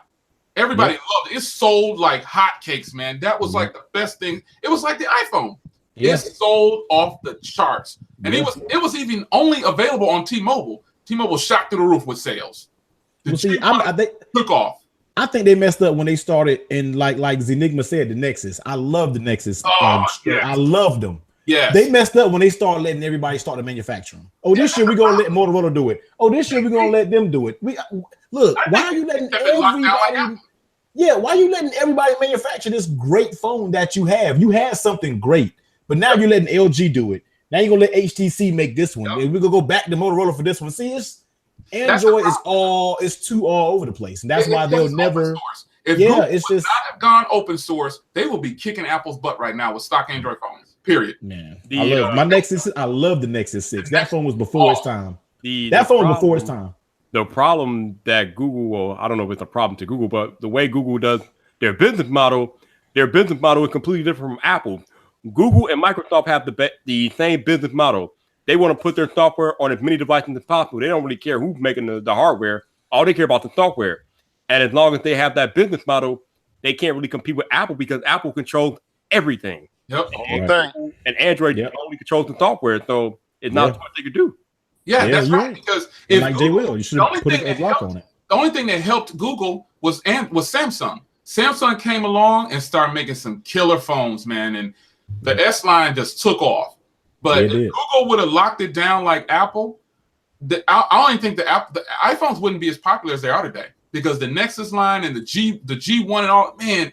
They was killing it back in the day. Good phones, man. Excellent phones. Killing it. All of a sudden, like you said, T, they let it go out and they let it go. Everybody put it. They open source and they thought, like Piper said, they wanted to go everywhere. They want about the numbers. They want to get as many out there as possible instead of trying to keep a nice, clean cut OS that can kill it. And it's not like I want Apple to fail, but let's face it now, we're getting limited. This is getting boring. All we have are iPhones and Samsung phones that get all of the shine when there's plenty of other phones out there that are much better. And to the user, there's a lot of phones out there that people would purchase if they weren't overshadowed by all the commercials. Every time I turn the TV on, it's a Samsung or Apple commercial. Everywhere, man. I mean, everywhere. They're all over the place. They got the money. Google is the biggest search engine, right? Last time I checked. Yep. Yeah. They running the show. How could you not have a solid this pixel crap that's coming out, man? I'm not buying that garbage. I'm not buying I'm not paying no $1,000. They haven't proven themselves. Yeah. Let's look at the current Pixel. I passed on the Pixel 2 because I had such a terrible experience with the Pixel 1. I made a lot of videos about that. And so I passed on the Pixel 2 and I probably will pass on the Pixel 3. It's a shame that they just dropped the ball with those they should have stuck with the Nexus, man. They should have stuck with the Nexus, and they could be kicking butt up in here, man. That 6P, like Travis Top said, that 6P, man. Yo, the Nexus 6 and the 6P were so good, but they were just before their times. Like they had it figured out, and then they let the ball go. Once again, then they started with this pixel crap. So, Jay, I got a question for you, man. Yes, sir. What do you think about Fuchsia? Do you think it has potential? It has potential. However, right now, that's being overshadowed by Samsung Experience and iOS 12. Because for those that don't know, iOS 12 is boss, man. People can hate on, man, let me tell you, man. I know y'all know because y'all got it. Yo, I know. iOS 12 is making the iPhone SE have a comeback. The iPhone SE was like the top phone when it dropped and still sold all the way up until last year, like almost number one. But people who have an SE right now, they're rocking iOS 12. iOS 12 did wonders to the entire lineup. So Fuchsia has a chance, but it don't even have a chance against Samsung Experience because Samsung Experience, boss, hands down. There's too many options and features. And the consumers today, they think about, okay, so here's what I see when I look at average people. they either want a bunch of stuff they can do because they're kind of a mild creator type person, or they just want an iPhone because they know that the iPhone is going to work. They know that they can get that iPhone to anybody and they're like, oh, okay, let me get this. The funny part, here's something here. Okay, so think about this seriously for a moment and ask yourself, what's really going on? So don't you hear Android users say, well, I can put a widget on my home screen and I can do this and I can do that. When it all boils down to applications, Apple's ecosystem and applications are worlds ahead and more polished than the Android side. Yep. I mean, people who get mad at that, all I can tell you is get out of your feelings because you probably used an iPhone for like a month and then returned it, or 2 weeks and returned it, and you didn't give it a chance. The reason that people hate Apple is for personal vendettas about that. I don't like their business practices. I think they're snobs. I ain't no snob. Give me the fast charger. Yeah, you don't even got a fast charger in the box. Well, the fact is, my iPhone XS Max lasts me like a day and a half, so I don't need the fast charge. I can just plug it up and let it charge, and it'll last me a day and a half. Straight up, and I'm getting like 10 hours of screen on time on every charge just about. Problems like that is where Apple are winning. Android is so fragmented. You got all these great phones out here. Like, think about this now. You got the Galaxy Note 9, which is like Android's top dog. But, you know, if I had to choose the Galaxy Note 9 or an S9 Plus, I think I'm taking the S9 Plus. I think it's a more well-rounded device for just daily use. How often am I actually going to use all of the features of the Note 9? Probably not. And I purchase every note that comes out, I get it. But eventually, I only end up using a couple of features in the S Pen suite. That's it. But you know what? I agree with you, Jay Will. Think about this. Yeah. I think Samsung made a mistake by putting DeX support in the Galaxy S series and not keeping it for the Galaxy Note series. That would have been the feature when you talk about the S Pen business software, you talk about a whole lot of different things. Why would you put the DeX software, why would you put DeX even in the S series when the Note series is supposed to be? And I agree with you. When we went to the Galaxy Note 8 event, Samsung like really went away from the business platform. They like, you know, this is that. I'm like, well, wait a minute. They put all this beautiful stuff that you could do with the pen and all that make it hearts and all that stuff. Wait a minute, hold on, time out. Hey, let me talk to these people in the stream real quick. For all the people in the stream that's saying Jay tripping, Jay don't know what we're talking about. Let me tell you something. Jay got more phones than you do. Oh, I got more phones than you do. So it just got real. Phones. You don't have the experience that I have. Oh, tell me that I'm tripping. Let me watch this. Let me watch this dislike button. That I have. That's the problem with a lot of people that are not tech reviewers. They got one phone and they live on it for the whole 2 years. I got 50 phones. And I'm telling you, if you had the options that I have, you would see my point of view. That's like people telling you, oh, don't let the haters get to you. Brush it off. When you got as many haters as I do, then you can come talk to me. You got it. Go ahead. Who getting roasted? Who getting roasted? Hold on. We got to check this out. Who getting roasted in the chat? I want to know who getting roasted right now. Go ahead. My bad, E. Oh, boy. Who getting roasted? Somebody, as my man Falcon say, somebody just got flame broiled out here, bro. All right, so I had to bring it to the ring. Go ahead, bro. The haters, bro. Somebody pull that dang old trigger away from E with all these. I agree with you, man. Look, but I'm gonna tell y'all something. Between me and Jay and a lot of big YouTubers, man, we go through with the trolls, man. A lot of people get in their feelings. A lot of people get upset about some of the content we do and we say.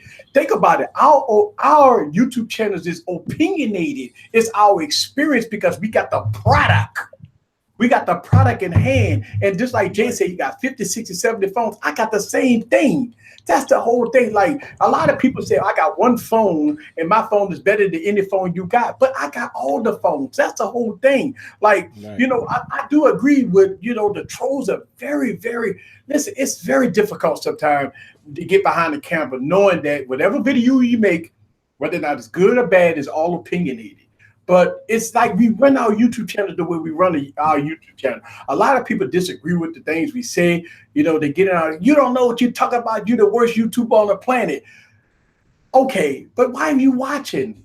Like I always tell people, like, you don't have to watch. Yeah. Just move on. Because here's the thing, and I know Jay go through this because I go through this. When I see my notification when somebody just wrote 1,000 words, hating me, it don't even go deep. Think about the time it takes for them to post that comment. It took them like an hour, 2 hours just to type all that stuff, and it take me 10 seconds to delete and block you. It don't even be in speed. That's the whole thing. Like it took you 2 hours to write that, and it took me 10 seconds to delete it, block it. So your comment didn't even get seen. I didn't even read it. All right, hold on, Easy, hold on. Let's talk about this. Easy said that they wrote their comments in Microsoft Word and then copied and pasted. Well, let's not give these haters too much time because let's not give these haters too much time. Go ahead though. Yeah. Hold on. Let's talk about this though. Why are there trolls and why do they feel so strongly about a certain smartphone? You want to know why?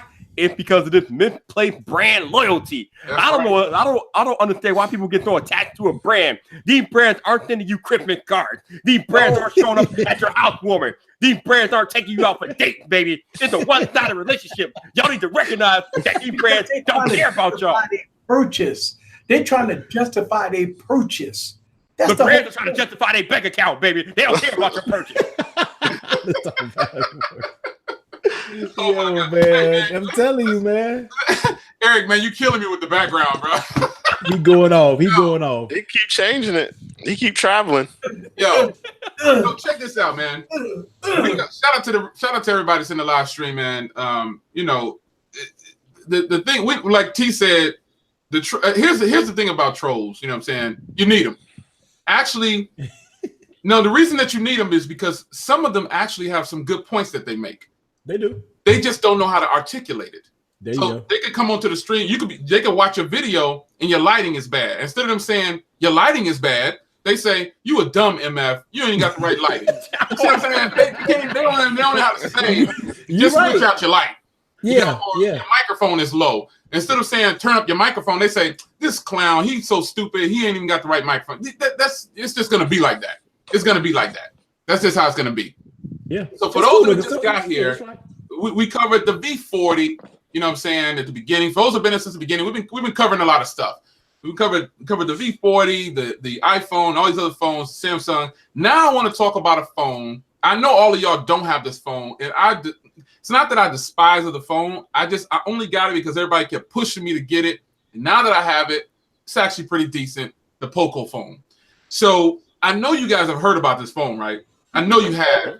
Everybody I've been thinking about grabbing one. Sick of hearing about it, man. But you know, I got it, and you know what I'm saying, it's a hot phone, man. A phone like that. So for the iPhone users, and I hate to keep referencing the iPhone, but the iPhone is what Android phones are copying right now. It's just what it is. They're copying the design and they're copying everything about iPhones. And some of them are doing it right and some of them are not. But the Poco phone, the facial recognition. Now, on the iPhone, the facial recognition, everybody's saying, oh, it's the most secure. But I say to that, if somebody made it, it's not secure. Somebody could get in there. It's man-made. So the Poco phone, yeah, exactly. It's man-made. The Poco phone has all the specs. Now, E, I know you know this too.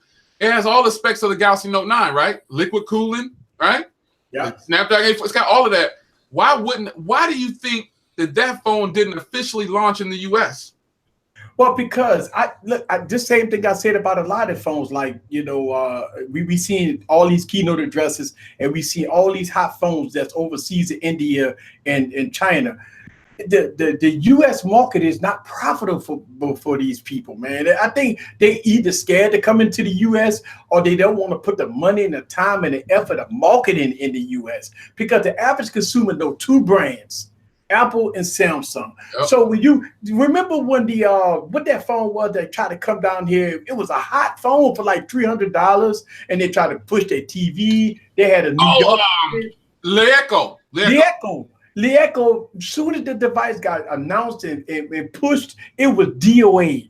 And the reason why is because you look at in the US, the average consumer, man, listen, if you walk into AT&T, Verizon, and T-Mobile, you're going to see LG phones. You're going to see Motorola phones. You're going to see Apple and Samsung in the forefront. They're gonna have them on nice, pretty end caps. The sales reps they make commissions, so they're gonna push those phones because either you're gonna be on the Android ecosystem or they're gonna be on the iOS ecosystem and say, listen, I want to make money.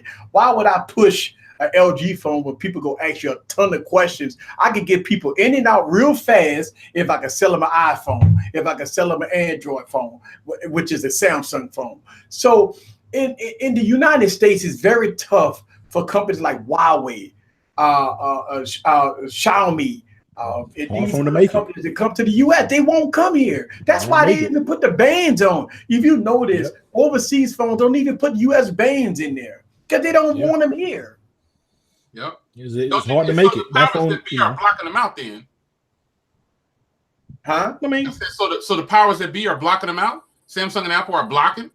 I think what it is overseas in different areas, different markets like India and stuff. That's their bread and butter. They make a ton of money off of those markets. Yeah, and they don't have to do too much overseas. I don't know if a lot of people know that, but Xiaomi is like Apple overseas though. Right. Yeah. And Huawei, my boy at work said he went somewhere. I forgot. He said Huawei is everywhere over there. Yes. Like just like Apple. You know what I mean? So it just depends. Geographic location, just whatever's. But what would happen though? What would happen to the OEMs if those phones had the full LTE bands and they just said, "Screw y'all, we coming over here"? I think a lot of people they would take over. It'll take a while. It'll take a while. But we will find out what the 6T. That's I was just about to say that. We will find that out. That was a good move. We're gonna find out what the 6T going on. That's T-Mobile. A very smart move. If T-Mobile go push it, market it, and do some deals with it, let's see if the 6T. Yep. Because listen, that's the test. Nobody knows about OnePlus unless you're a techie. The average consumer don't know nothing about OnePlus. So if the OnePlus 6T becomes popular in the US because on T-Mobile with that price point, if John Legend push it, I think that's going to be the stepping ground right there. And it is. That's push some other people like Samsung and Apple to start taking a look at their price points. Yeah, but they ain't gonna have no choice because you got phones like there's a phone, and I know you guys have seen me push it, the Xiaomi Mi A2. Right. That's like a premium phone with a budget price tag. It's killer. But I think that a lot of phones, like you said, we'll see what happens with John Legend. We're gonna see how he does that and how T-Mobile pushes that. Because technically, you know what I'm saying? I mean, we're gonna be all the way 100.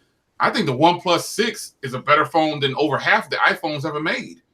OnePlus 6 was such a great phone. It's a great phone. Android phone, ain't it? It runs like a champ. But if people don't know about it, right? You know what I'm saying? Like, how can you compete? We already know that they're not gonna be able to catch Apple when it comes to marketing. Samsung and Apple got the marketing game on lock. It's just not gonna happen. So they're gonna have to find a back door in. If the OEMs were smart, they would dump their phones onto the carriers. That's what they would do. Go ahead and give everybody a cut, and then put it on carriers. But the OnePlus 6T is about to drop, and we already know that OnePlus is going to say, "Oh, we sold 1 million OnePlus devices," but they also need to tell you we discontinuing phones after 3 months. That's a horrible business plan right there. You're going to sell me a phone, and then 3 months later you're going to drop it and completely stop making it and selling it, then sell another version of it. It's crazy with the same internals and give it a little bit of a spec bump. That don't make no sense. That's just a bad marketing scheme right there.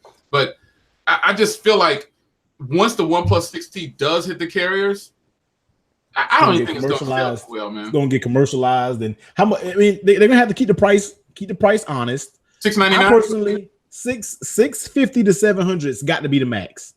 But that's got to be it. Though. That's fine. That's fine. That's fine. You know what I mean? Though. Yeah, I mean, but you at this point in age, you can't really position it price wise no better than that. You can't go lower than that, and you definitely can't go higher than that. So $650, I feel, is their sweet point. If they want that phone to do good, people are just knowing about it. $650. Then you mess around and add monthly payments on those monthly payments. Going to be cheap. You know what I mean? So therefore, your 6T can really sell good. It can really do good. But people going to take the chance on it? You know what I mean? This. If you walk into AT&T T-Mobile and you see that beautiful red OnePlus 6T sitting out there for $699 with zero down and about $15 a month. Yeah. Ooh. That's what I'm saying. It's priced. They can really kill it, but are people going to take the chance on it? Is the question. They're not going to do it because the reps. I know several T-Mobile managers, right? And one of the managers, like, so T-Mobile has certain people for certain phones. Like, they have a person that they'll give iPhones to push iPhones. Then they have a person with Samsung. That person pushes Samsung, like the reps in the store. He told me, he said, I'm going to push the OnePlus when it gets here. And I said, okay, I'm going to hold you to that because there's definitely going to be better than a lot of these phones in the store. He said he's going to do it. So we shall see. But I want to say something to Gadget Beer, man. And he said something in the chat that pretty much what I stand by. And I don't understand why people get so offended, but these are just our personal opinions. Yeah, that's it. There's no right or wrong answer. I think that's where a lot of people get caught up in by saying you're wrong. But really, I've said that a million times, and Gadget Beard is just reiterating this. He's right. It's just an opinion. If you don't agree, you don't agree. You don't agree. I got to recalibrate. I thought all my stuff was facts. When you're talking about the iPhone, I guess it is. I got to rethink this whole thing. I guess it is. So phones like you guys brought it up earlier, like Huawei and all these other companies, those phones are actually fantastic. Like, what if they were allowed to be here? Because they're just not allowed to be here. Right. Like, let's just keep it real. The government is blocking them out because they're thinking. Now, I think that it's a lot of envelopes getting passed around. That's how I see it. I think it's a lot of envelopes. Of course. There's a lot of envelopes getting passed around and say, look here, we don't need them over here right now. We making too much money. We don't need them. Because think about if you can get the OnePlus. What if OnePlus drops it on the T-Mobile for $5.99, man? Good gracious. They'll shut the block down. For the people, and if the reps push it and show it, that's going to be trouble for all of the OEMs, man. It's going to be trouble for them. I feel like if I was OnePlus, if this is my first opportunity to get known, I'll drop that price down. 500. I'll drop that price down to where people know me. You know, keep it at a reasonable price to where you can get a little higher in the future. Now, I'm not saying cheat yourself, but put it reasonably, $550. If you really want to be super high, $600. Yeah. And let them push it with those cheap. It's going to be like $20 a month. Yep. $15 a month for that man, and let them push it. But like I said, it's up to the people to take a chance on a phone they've never heard about. They're going to be like, what's this 16? What's this OnePlus? Now, you got to have a person that can sell it. Yeah, you got to have a person that really, really sells it. You know what I mean? No, hold on, though. Why should it be up to the sales rep to carry it? OnePlus need to market that bad boy. Because if they don't market it, then why would you buy something like commercials? That? Get some commercials. Right, now they're gonna have to pump commercials. Now they're gonna have to. You know what I mean? So OnePlus, you know, the reason that they discontinue their phones is because they don't want to pay. They don't want to keep spending. They don't want to take any losses. They don't want to. Oh my God! Easy strikes again.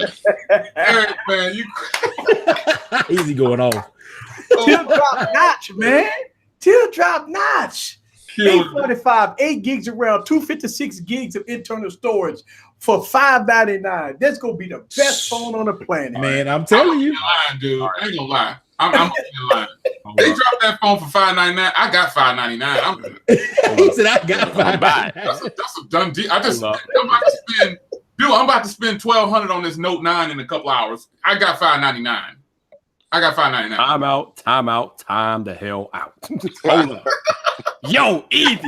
What are you doing, bro? I'm gonna need you to pick one and stick with it, baby. Pick one and stick with it. What are you doing? Are you trying to hurt our on the world tour? What are you doing, bro? What's going on?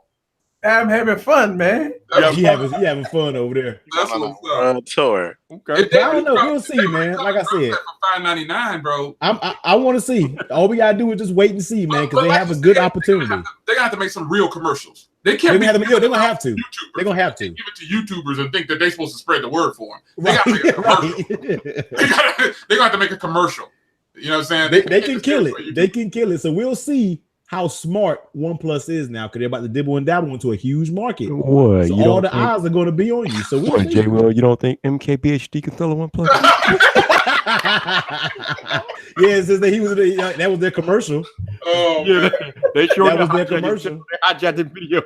They hijacked you know what, man? I gotta have y'all answer this. I posted something on Twitter, and I want y'all to answer it right now live. I hate to put you on the spot, but I want you to keep it 100. Live? Oh my God. I want you to keep it 100. I don't want you to be trying to sidestep and say, I don't know. I want you to answer straight up. T, mute yourself. I'm about to call you so you can help me through this test. No. This is something that anybody can answer.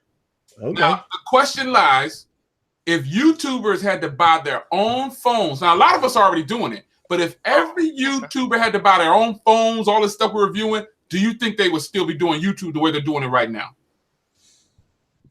What do you mean? No. How so? Are you talking about in general or like us? Period. Like if there were no review units and everybody had to buy their own stuff, do you think people would be balling out of control like they're doing right now with these phones? Yeah. Hey, fake it till you make it. You break it. You get that refund I policy. can answer that question. I don't know. I'm gonna tell you why. Answer honestly. Because if you got MKBHD, if you got Android Authority, which is a company, you got Unbox Therapy, you have all these other big publications. They go buy the phone, but because they have such a large community and such, they gonna buy them because you think about it. I mean, when you got 10 million subscribers, and you know, I mean, $1,000 when they make it. No, that's not. I'm talking about period. What if there were no review units? But here's the thing, Jay.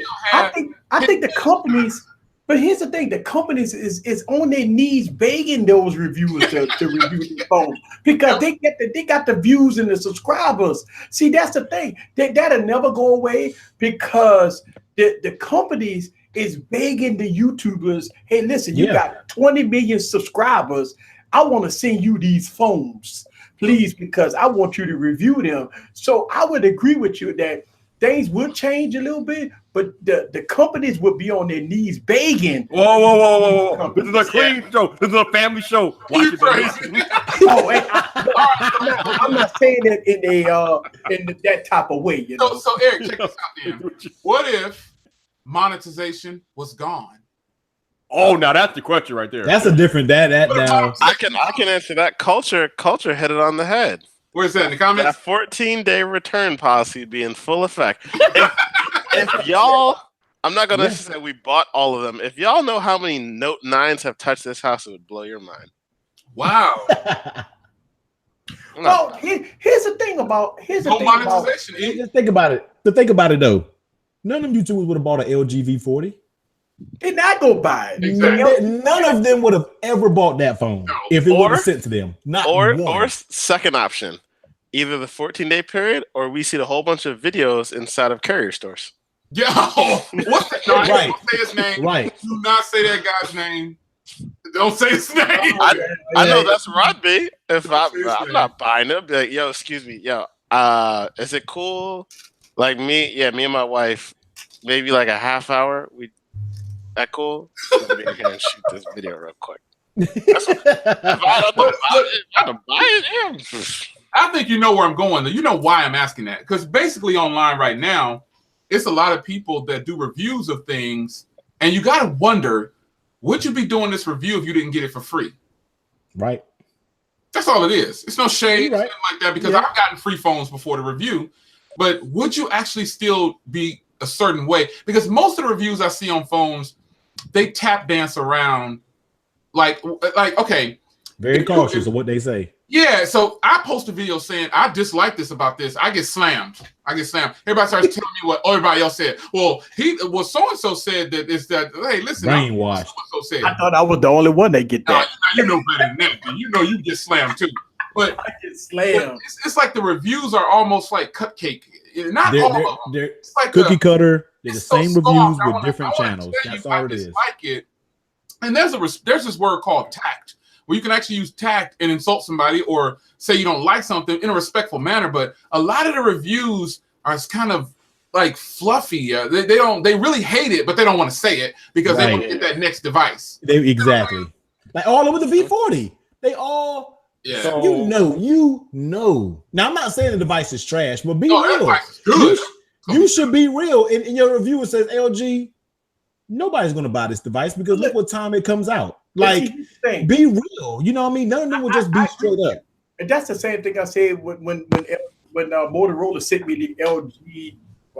What they sent me the Z3 with the 5G capability. My first thing was, I can't.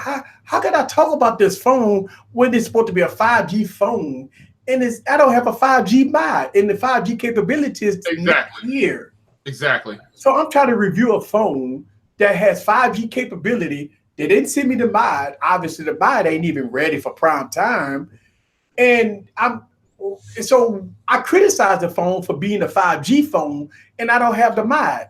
I can't tell you anything about 5G about the phone. I can tell you that it's a good phone and overall, but as far as the mod, I mean, they got the Snapdragon 835, and stuff like that. But I mean, overall, I can't really test the phone. That's one of the things I touch base with Motorola. I'm like, it's hard to review a phone when it's supposed to be 5G, and 5G don't come out until 2019. 2020. Right.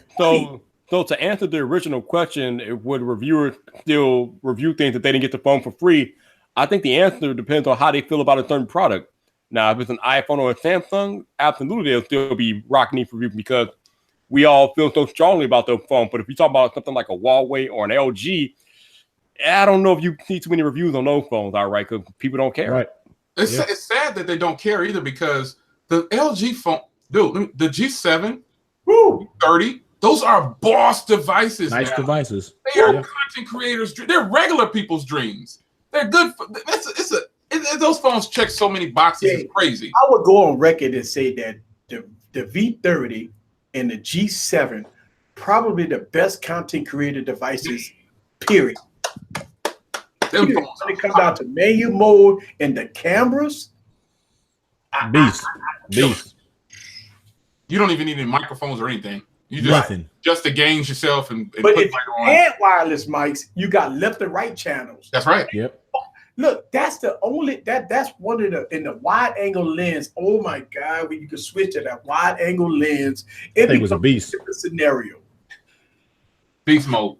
Yeah. Have you guys noticed? I've heard someone say this, and I try to not. I don't like to disrespect people by saying their names if they're not around. If they want to stream, I say it to their face, or we're sitting face to face. I'll tell you. I guess the invites. Just let me know. But you try to get them up in here, yo. The thing is, have you guys noticed this? Have you guys noticed? Can't you tell when a person didn't get a review unit? Can't you tell in their review? Yeah. You can kind of tell. Being a content creator, you can tell. You ever notice? I've seen people review phones that are just bitter ahead of time. You're like, dang, you just got the phone. Are you even giving it a chance? And they're kind of like, here's a classic example. And I know this for a fact that they didn't give out review units. The HTC U Ultra. Yeah. Give out any review units. And look at what happened to that phone. God, oh my God. Me and you, Jay, we were the only one that trying to save it. I still got mine, dude. I still got mine too. We trying to save the U Ultra. My YouTube channel was too small at the time. I had like 10,000 subs. So I made videos about the U Ultra. I'm sitting up there like, you gotta be kidding me. They slammed because they didn't get reviewed. Slammed it. And they collectively. They did. They collectively killed that phone. But you know what happened? Why those big YouTubers slammed that phone, that company basically belly up on that. Yeah. That's a shame. Love from a few people, man. That's a shame. I was one of the people because I really genuinely like the phone, man. I think it's a great phone. But it just took for one phrase to hit the internet, and we all know what that phrase is. Waste of space. Waste of space. That hit the internet, and all these little sheep. Now those are sheep. Man. Those are the followers. They hit everybody's channel and said, "Well, so and so said that it was a waste of space." Clown show, man. It was a clown show. That's why the U Ultra. They probably didn't. I was told they didn't send out no review units. None. I'm gonna keep quiet on that. That's why I slow. No. That's why I would just this just goes to a whole nother level. But that's why I slowly. No, that's just why I slowly unsubscribe from super big channels. Oh yeah, sure. Me being a creator myself, I slowly just I don't want to watch them anymore. I don't want to watch them anymore. I don't want to watch them anymore. I done told you to let the wave unleash, bro. Just unleash the wave. Let them do what they gotta do. I just slowly don't care for it because when you make videos, you have a different perspective on it. Smaller creators, we give a more thorough review on things. We do like 10 videos on one phone. That LG V40, I bet some of them they won't never do another video on that again. Right. They give you an impressions and a review. That's it. So let me say this. You know what I mean? One of the few I trust a certain person for LG videos, and that's Juan Bagnell. Yeah. This dude, he is an LG fan, but he also loves other phones. Right. So when he does multiple videos on phones, he took the freaking G7 or V30 to CES this year when we were there and shot everything on. I respect him for LG stuff. That's real. I respect him for his opinion. To me, I can tell that he's genuinely being for real about it. You know what I'm saying? And that he actually cares about what he's doing. Right. Because he didn't work for the big ones before, and he's also doing it privately now. So when it comes to LG stuff, like a full, like thorough, multiple reviews, even though I'm a reviewer, I respect Juan for that, man. Yeah, his views on the LG is pretty tough. It's hard. It's hard to beat him when it comes to reviews on LG phones. Yeah, some people I respect when it comes to reviews. Like one person I'll never unsubscribe to, and one person who I feel is very unbiased is Mr. Mobile. I appreciate that, T. Like Mr. Shut up, boy.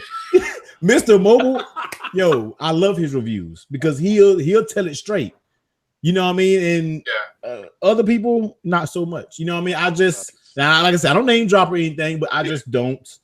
And there's a difference, you know what I mean? I don't want to. I'm not going to get on camera and say something derogatory about a person. Nah. It's not good. It's not good. It's not a good look. You know what I'm saying? It just makes you look silly when you go and trash talk a person when they're not even they're in the room to defend themselves or give their point of view.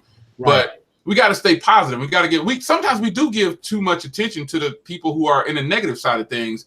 But when you have some positive stuff, it hardly gets any kind of contact. So that's why I have to shout out Juan for that, and shout out several other people who do YouTube. Who I can tell that they're genuinely being for real. It doesn't sound like they're getting paid anything, or they're putting a review out. I love this one right here. I love when a phone drops. It's at the announcement, and the video comes. Me and Eric was sitting inside of the Galaxy Note event. They was just announcing the phone, and my phone starts blowing up with all these unboxing videos or full reviews. I was like, we just that embargo lift at the same time. Everybody strategically drops their video right at 10 a.m. So while all of y'all are tap dancing around the elephant in the room, I'm just gonna get right to it. So basically, what y'all refuse to say that I'm gonna say is I don't really like, since I started making videos myself, I don't really watch a lot of other bigger YouTubers like that because I'm too busy making my own content. Right. But the one person that I guess maybe because I haven't noticed it or something, but the one person that I have noticed that has been visibly shaken that he wasn't sent a review unit of an iPhone is my man Lou from Unbox Therapy. Now, I don't know, I don't know why Apple never invited him or they never given him a review unit. I don't know the backstory. I don't know. But because Apple is very strategic of who they invite. It's been Apple. Forgot about that. They only going to invite people who are not going to give it praise. Okay. I forgot about being gay. You're going to invite Justine. She's an Apple sheet. You're going to invite people like that. I mean, they're going to. I just think fangirls over everything. Well, that's all cool. But I don't really get with that. I don't really rock with coffee. It's just like Apple has coffee. Look, forget that. I don't care about that. But Lou is the only person that I've seen that is visibly he's shaking about not getting an iPhone for. Yeah, he's always saying something about it every year. He's mad. He is mad. That's not the bashment, nothing like that. But that visibly, he doesn't even hide it. He's like he will tell y'all from. Well, Apple didn't send a review on it this year. I'm like, dude. That shouldn't factor into your review. That ship's long gone. Just go buy one. Yeah. I don't look for review units like that anymore. I used to look for review units and email the PR teams, and they'll be like, "Well, no, we don't have any review units." The next thing I look on YouTube, and the same people got the review units. You're like, "Oh, okay, you know it is what it is." Sure, no problem. I don't get mad. I just keep it moving, man. I'm like, it is what it is. They like numbers and quantity, and I like quality. I would rather have 10 loyal subscribers than 10 million fake people following me just because they think I'm something that I'm not. Yeah, well, I'm giving the phone away. Yeah. Man, don't get me started on that. I'm gonna do giveaways are such frauds, man. They should have a disclaimer on those bigger YouTubers that doesn't even say this isn't a review. This is paid sponsorship, and I'm about to just talk about this phone. But see, y'all forget about it. They are influencers. Mm-hmm. It's different. They're influencers, yeah. They're not reviewers. They like Lou. He's an influencer. He's not a tech reviewer. He's an influencer. But look, here's the thing. Let me ask y'all this question. I'm playing devil's advocate here. One day we all want to be big YouTubers. So are the smaller YouTubers that are doing the live stream like we doing the live stream, are they gonna hate on us? Well, Viper getting ready to take the reins, man, because this dude took off. Yeah, he done took off. So that's why I said I wanted to have him on here. Like real talk. Viper has got that. I wouldn't be surprised if Viper gonna be at an Apple event in the next year or so. They're gonna take notice of you. Like when you pro something, they'll start snatching you up. Yeah, they invite me to no Apple event, bro. I done bashed them too much. No. That one guy was in the commercial for Samsung, and he was some dude, man. I don't know his name, but he was wilding out, and he got into the Samsung event, like the Note 8. I'm looking up at the screen, I'm like, they got this dude on here. Like I don't know him, but he was wilding out. I was like, why is this guy on here? I didn't see him talk too much about him. Well, Samsung takes a different approach. Like I don't know if you remember, but at the Note 9 event, for the first part of that presentation, they had all the people who were like clowning on the original Galaxy Note. They were they were like, oh, big phones, they're doing it, blah, blah, blah, blah, blah. And then they transferred over like what, 10, 11 years later, like, yeah, look where we at now. They pulled a Drake, started from the bottom, now we're here. No doubt. So, yeah. Samsung don't care. They kind of established that way. Yep. It's a tough, it's tough to compete with two OEMs that have got people on the limb. If they got you hanging on by the thread, it's going to be tough to shake that. And honestly, I don't think people should. I think that, like, going back to what Gadget Bear posted, which I live by that too, it's your experience, man. That's why I tell people who got mad at me for my dislikes about the iPhone XS Max, who got mad at me for the Galaxy Note 9 video that I made. How could you get mad at my opinion? It's just me. If your experience is different, why would that shake you like that, man?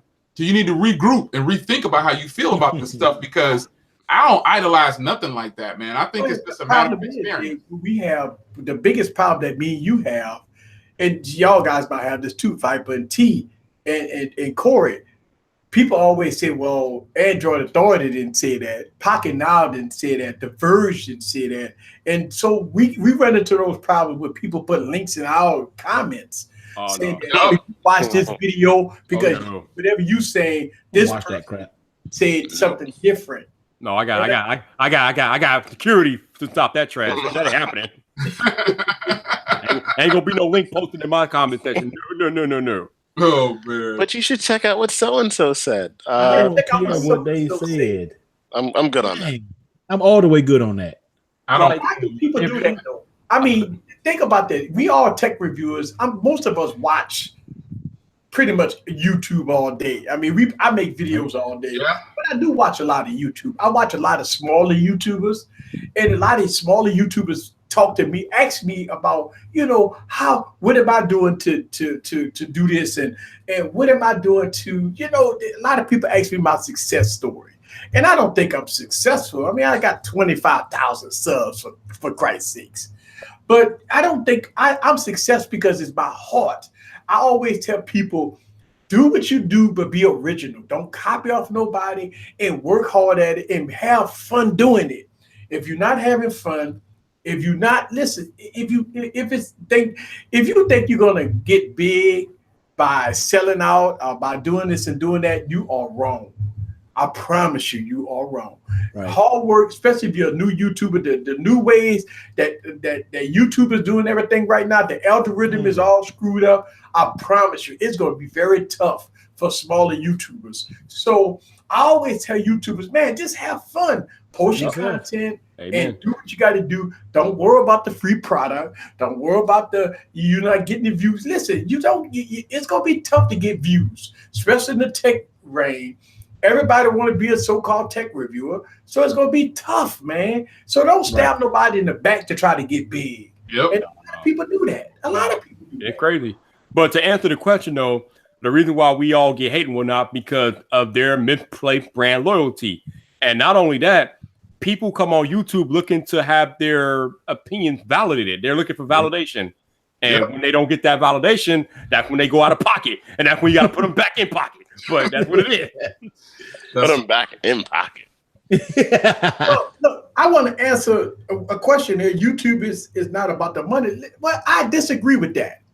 Because if you work hard, like me and y'all, if we put out content, we put our best into it, then we should be compensated for it. Because if they're posting ads on our videos, think about that. If they wasn't posting ads on our videos, then that'd be a different story. But you think about like most people that's working 7 days a week. And to me, I do YouTube 7 days. I post, listen, in the last 2 weeks, I post 14 videos. In 2 weeks, every day I posted a video. Not no crappy video. I'm talking about me working 15 hours worth of editing, 2 days worth of filming, and I'm posting every day. So I look at that. Yes, I believe that we ought to get compensated. You think about, look at my background. I mean, this is $10,000 worth of green screens that I got sitting back here along with lighting. That's the background? I thought you were really there. No, but Eric, it's really about your agenda on YouTube. And we all have different agendas. Like for me, I just started YouTube, but at some point I want to get to a place where I can be my own boss. Now, I don't know what path that take me along, but that's kind of part of my end goal is to get to a place on YouTube where I can be my own boss. I'm tired of having a boss. I'm tired of working in corporate America. So I'm trying to be my own boss. But I'm enjoying my ride along the way. I mean, like I said, I've only been doing YouTube for like 9 months. I've met a lot of cool people. I'm having fun and it's good. But at some point, I want to get to a point where I can be my own boss and build something.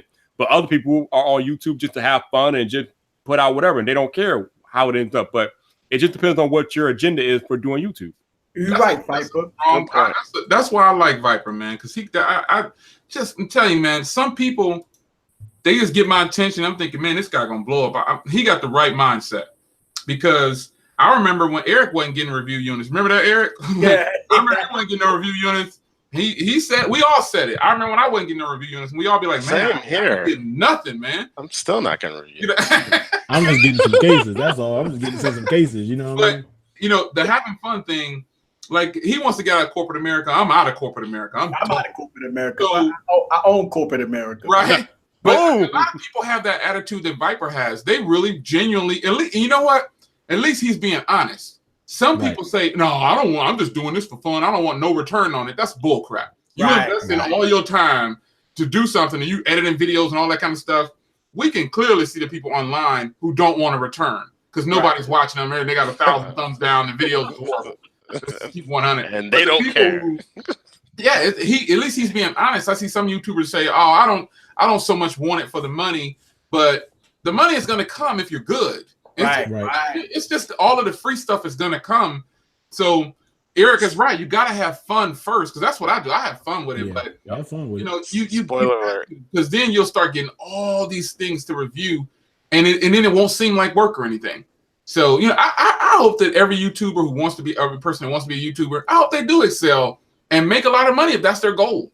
Why would I want to stop that? I mean, I don't want to stop their grind. You know what I'm saying? So if you in it to eventually be your own boss, salute. At least you're one of the few people who's honest enough to say, to not get on video and be like, I don't need this money. You ever heard somebody saying that? I don't need this money. Right. If you didn't want the money, you wouldn't monetize and you wouldn't edit your videos and you wouldn't do all these things. You wouldn't take reviews, things from companies, cases, and all this other stuff. I try to make sure I just be as level as possible. You know what? I agree with you. And my advice to you, Viper, and to all the other YouTubers out there that's up and coming YouTubers, here's my advice to you, right? You go start getting your emails about case videos. Listen, don't turn them down. Take them. Don't take that stuff. And next thing you got to understand is that you got to have different areas of income, whether or not it's going to be affiliations, and you got to have at least 2-3 of them, and whether or not it's going to be Amazon, GearBest, or whatever. That brings your income along. Yeah. Also, you got to think about merch. And listen, a lot of people get upset about Patreon, but the reason why I got a Patreon account is because my subscribers ask for it. That's the only. And listen, I don't make no money on Patreon, but for people that want to support the channel, I got all kinds of different avenues. And I always say this is that when people know you and they know that you're genuine, they will support you. That's the whole thing. When people love what you're doing, love the hard work that you put in, and they follow you from the beginning to the end, well, never the end, but the beginning, they will support you. That's the only thing. Now, as a beginning YouTuber, I went through this a couple of years ago. I put all my heart and money into videos, and I got 20 views. That's frustrating for some YouTubers. The algorithm is screwed up. We know this, but at the end of the day, what did I do? What did we do, Jay? We build a foundation. We build it. We build our community. We build our foundation. I used to do live streams with 2 people on there, and I did the live stream like I had 1,000 people on there. Mm-hmm. That's the way you have to look at it. Like, you have to market yourself. You have to put your time in, and it's not easy. That's the whole thing. And then you got to remember, you reap the benefits, but you get some of the bad stuff that go along with it. Like the trolls, people. Listen, people blast me out on Twitter. I can't understand why people blasting me out on Twitter. For the people that worry about how many views they get on the video or a live stream, I'm gonna tell you all what Roberto Blake told me when I was first complaining about that same thing. Roberto told me it only takes 1 view, and he ain't never lied. It doesn't matter how many people watch your videos. All it takes is one person that got connection, and the rest is history. Yeah, that's right. You never know who attention you may draw. Like Jay Will, you remember when I got that Samsung commercial, that email? I was like, "Is this real?" Because I'm a nobody. You know what I mean? So I'm just like, what they want me for? No, you ain't no nobody. Because if somebody asks me how good you are or if you deserve a spot, I'm gonna show you some love. Because me and you were in that together. Yeah. And I just feel like I'm in it to help people, man. And that sounds kind of, you're all so nice, but that's real talk, because that's who I am in real life. Like as a person, this is who I am. So I feel like if you don't help nobody else, what good is it to exist? It's no good to have $1,000 in your pocket and the guy next to you needs 100 and you won't give it to him. Right. Sure. You understand what I'm saying? So when you speak in terms of big and small, that's a state of mind. Right. Because like Eric says, in the physical sense, eventually you're going to get to 100,000 viewers and a million. But for me, I'm still going to treat it as though I got 10 viewers, because it's exciting to know that you can touch a person and get those positive comments like, "Yo, man, you really helped me through that. I appreciate it." And I'm reading it like, "Wow, I didn't even take it that serious, but I guess I thank you. I guess. What do you say to something like that? Man, you helped me buy that phone." I'm like, I don't really want to take that responsibility, because it's a lot to own up to. Right. Some people get upset, they get happy, or whatever, they make choices, but YouTube is a platform, and as soon as you put yourself out there like this, like, I can take it. I think people who do YouTube, we probably have a little bit more thicker skin than the average person. Oh yeah, you get on video and people trash you and call you out, all kind of stuff. But if you can look past that and keep a positive mindset on all of this stuff and know that it's just material things that can go away at any time, we can all drop dead in a minute. You can't stuff anything in your casket. You know what I'm saying? So you got that right. The thing about YouTube, the separation is what I want to end. And again, I've hung out with all your favorite YouTubers, and most of them are 99% really nice, real people, but they're trying to support their families. And that's why I don't like to throw shade at key influencers, because one day, what if I get offered a key influencer spot? I'm probably going to say no, because I don't have it in me to just say everything is good. Right. I don't have it in me to do that, and I would look like an outcast. But the fact of the matter is, the small YouTuber, big YouTuber thing, I try to stay. Eric, you remember when they was calling us underground YouTubers? Remember that? It was calling us underground YouTubers. Because what happened is, we started buying the same products, and everybody over here saying it's fantastic and you need to go out and spend $1,500, and we over here saying, don't spend $1,500 on that, spend $350 on that. Right. So we look like we stupid over here. We look like we don't care. But that's unfortunately the culture that's on YouTube right now. And if you look at your numbers, you'll see that the majority of the people are under 35. You know what I'm saying? So and they're all men. It's like 8% women and the rest is all men. Right. Or boys to men, whichever you choose. Right. But they're young. And that's the mind. It's a social age right now. So YouTube can be a very good thing. So when a person says, I'm trying to get there, let's motivate them, man. Let's pump them up and say, you could do it. Because the person sitting next to you whose ideas seem to be crazy and outlandish, they're on the right path. Because why would you want to be doing the same thing as everybody else? Right. That is the whole key. The key to it is that you, in the tech realm, you might have, just say, 300 tech reviewers. You will see at least 150 of them trying to copy off of somebody. Right. They the ones that's not successful, but you see the ones that's doing like Viper, Front Page Tech, Painfully Honest Tech, or something like that. Those are the ones that, even with you, Technical T, y'all are the ones that's doing stuff differently. That's the whole key to the game. Don't copy and mimic other people. Try to be original and do something different. Because here's the thing. If you want to see a review on the iPhone, I promise you they got 1,000 videos on it. So we're going to make your video stand out. That's the whole point. And look, don't do this a lot of stupid things like, throwing it in fire and all. I mean, I did stuff like that. You know what I'm saying? Hold on. You told me you barbecued the phone, bro. Eric, let me tell you something. Eric did that. But here's the thing. And I'm gonna be a straight shooter, though. You know what I'm saying? I personally couldn't have done that, not because I'm trying to win somebody over, but Eric, you at about 25 right now?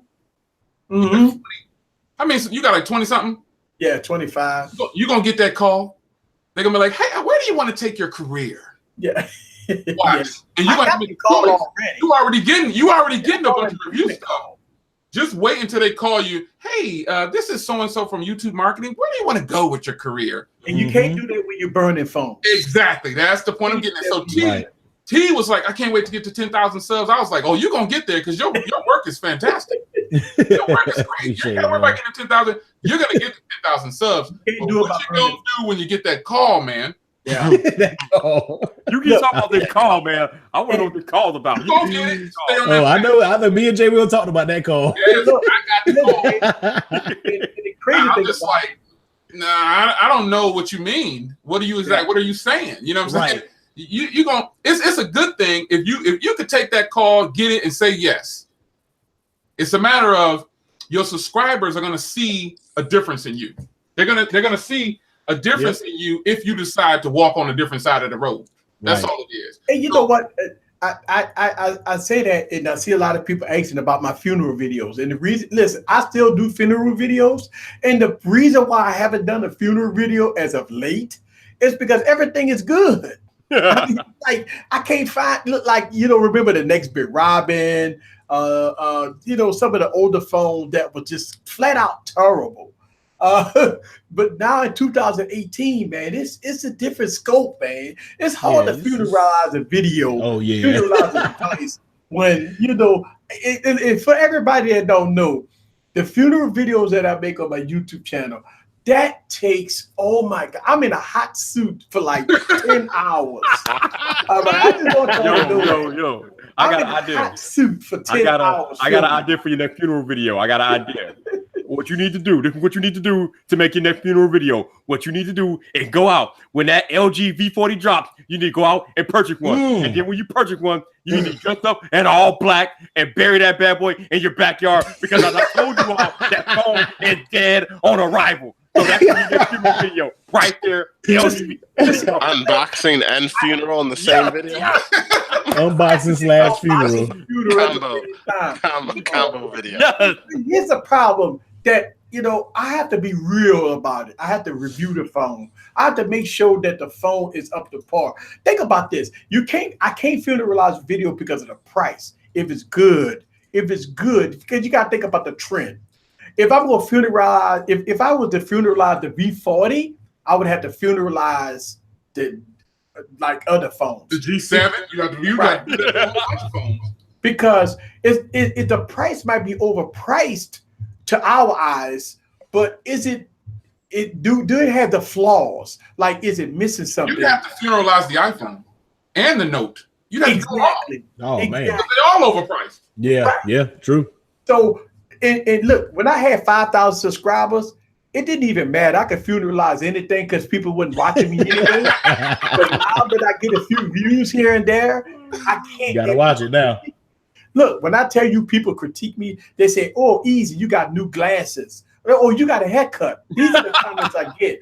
They watch you, bro. Yeah, Oh, yeah.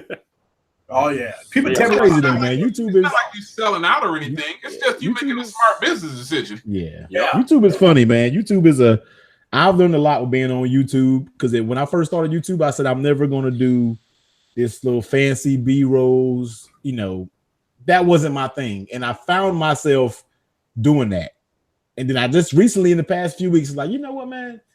I started to slip. I started to try to not be like everybody else, but do what I thought people wanted to see. And I'm like, you know what? I'm not doing any more B-rolls.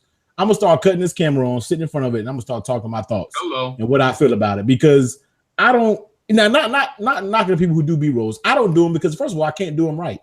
You know what I mean? If it's not gonna be flawless B-rolls, I'm not about to have a B-roll that's like, I'm not doing it. If I can't do a B-roll the right way, I don't want to do it. So I'd rather just get in front of it and just talk. You know what I mean? Like, let me just talk about this product. That's what people want to see. And ever since I've been doing that new style video, shooting my living room, everybody has been like, I like this style a lot better because it feels like you're talking directly to me. That man, and I was just like, that's the way I'm gonna keep doing my videos now. When I just sit down, and you might see the product in my hand, but I'm just talking about it. You know what I mean? That man said he gonna have either dinner B-roll or nothing else. He said no nappy headed B-roll here. Hey, this is gonna be me sitting here talking about it. I'm not gonna be showing the glamour shots. I'm not doing that anymore. If you want to see that, go watch somebody else. I just want to tell you what it is and how I feel about the product. Video short to the sweet, to a point. T, you know what though? If you notice the times that you just turn the camera on and talk. Shout out to my man John in the house, John M. He rocks out at all the videos. If you just get on the video and talk and just look like a regular, just sit down and kick it. You know what I'm saying? Yeah. That type of fan base is what you actually should want to build. Right. Set the expectation of you just being a regular dude, just sitting in the crib, just talking. You know, and that's what people been saying. Like, exactly. I like that. I kind of like that style too. I mean, you hold like the one video you did on your first impressions, the last one you did on the first impression for the iPhone. Yeah, it was a good look. I mean, it was a regular roll, just a solid. I'm just gonna sit here and talk to you, and I think that people can relate to that better. See, the problem is you see some people getting on YouTube and they start promoting a camera that's $5,000 and telling you this is what you should use for YouTube. No, I'm not buying it. Right here going broke. Right. Going broke out here trying to keep up with these people who ain't even buy that camera for $5,000. Right. You got it as a review. You know what I'm saying? So I think that style and communication is important. And that, you know what though? Let me see. I wonder if this will work. I wonder if eventually we as people who just do that will phase out all these people and people will wake up and realize, wait a minute, this guy is just a regular. I'm not saying that the key influencers aren't regular people, but it's like a commercial that, like you said earlier, Eric, they're influencers. They're trying to influence you to buy something. Oh, J. Will, they're making it rain, bro. They're making it rain. They making it rain. Tyler G, I see you. Yeah, and they're. It's almost like a commercial. Like I've had somebody tell me I was hating on MKBHD, and I was like, hating on him. I met that dude a couple times. I seen him at CES. I seen him at the Note event. I seen him at another event. It's a cool cat. Why would I be hating on this young brother right here? What am I do that for? I ain't getting nothing for. I'm not getting nothing out of hating on this guy. Right. He's good. I was watching that guy when he was 12. Anybody ever been watching him since he was 12? Yeah. I remember when he was young. Like 12. Yeah. You know what I'm saying? He's a good little dude, man. He's a good reviewer, and you got to give respect where it's due. That dude, we watched him go through college. Remember, he graduated from high school. Remember? Anybody remember that? I remember when he graduated from high school, when he went to college. Now he's out of college. Right. That right there is a good example of a person, and I bet you he's going to continue to do YouTube and not even use his degree. Nah, I would. I mean, why would he? Why would he? Yeah, you ain't lying. He makes easily $50,000 to $100,000 a month on YouTube. Yeah, but see, wait. First, I see a comment in that said that if you're using the Red camera, you're doing too much. Let me tell you something. Red sent them that camera for free. Yeah, I mean, come on. That's the thing. Think he spent that camera was $100,000, man. Right. He got a robot arm that has a red camera on it. Why not use it? I was saying he has multiple red cameras. He didn't even just got one.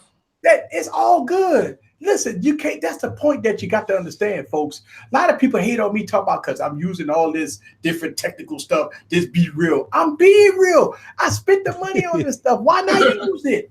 Yo, Why did I was use making fun of you earlier, but man, like you say, hey, as long as you having fun doing what you're doing, man, I ain't gonna hate on you, bro. I was just messing with you about the green screen, but yo, I'm loving the green screens though. you gotta have fun, man. Hilarious. If Easy wants to buy the Star Trek Enterprises, let him spend his money on whatever he wants to spend his money on. Man, he better buy the Death Star and the Millennium Falcon too, then. Right.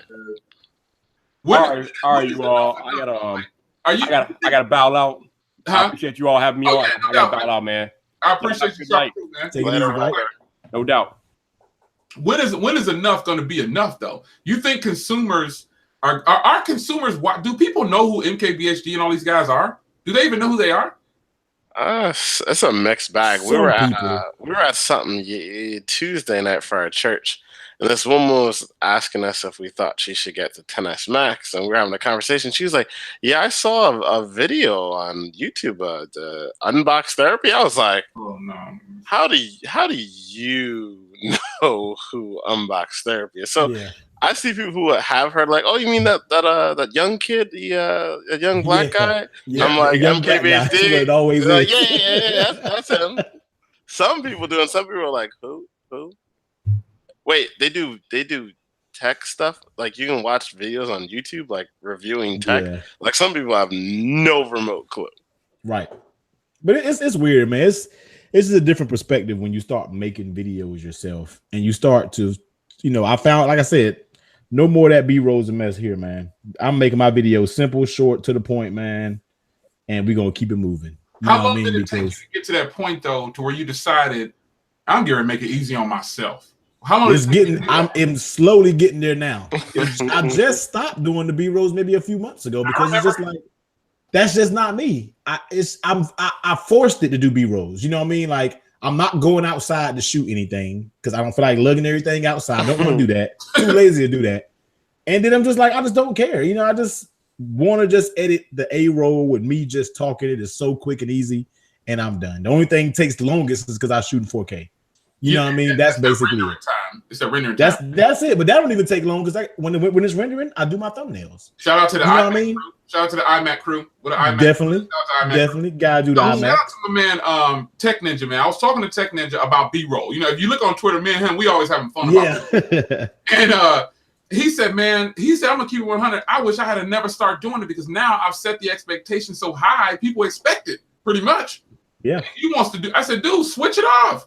Stop doing B-roll, man. He's like, I'm a perfectionist. And I hung out with him in New York when we went to that event, man. And he cool cat, man. He from the D, you know what I'm saying? And cool cat, he don't like that B-roll either, though, man. That B-roll will get you, man. It requires a lot of extra work, man. I think speaking from someone on like the other side, I think I could understand, not doing B-roll. I can understand doing B-roll. I think the issue comes in, or the challenge comes in if you don't have or don't desire to have like a cinematic perspective on it. Right. So like the stuff that we do, Sharice and I are wedding photographers and videographers on the side. So that concept and all that stuff, it's just kind of natural to progress. But if I were like not doing any of that stuff, the concept of doing a B-roll would seem flat out stupid to me. Like, it's too much. Why? Yeah, for you, I get it because you're used to filming and you're used to that, so it's easy for you. But for me to have to be like, oh, I shot my A-roll. Now let me sit down and shoot my B-roll. You know what I mean? Like, so you guys want me to just like shoot other? Like I talked about it, and then you want me to? No, that would be my B-roll. The fastest way to shoot your B-rolls with two cameras at the same time. Yep. That's the best. Some people do it after the fact, but you got to have that one camera pointing at your hand, and you got to be talking about it. Yeah, that's the quick way to do B-roll. You can just map them together and cut, But a lot of people don't do it like that.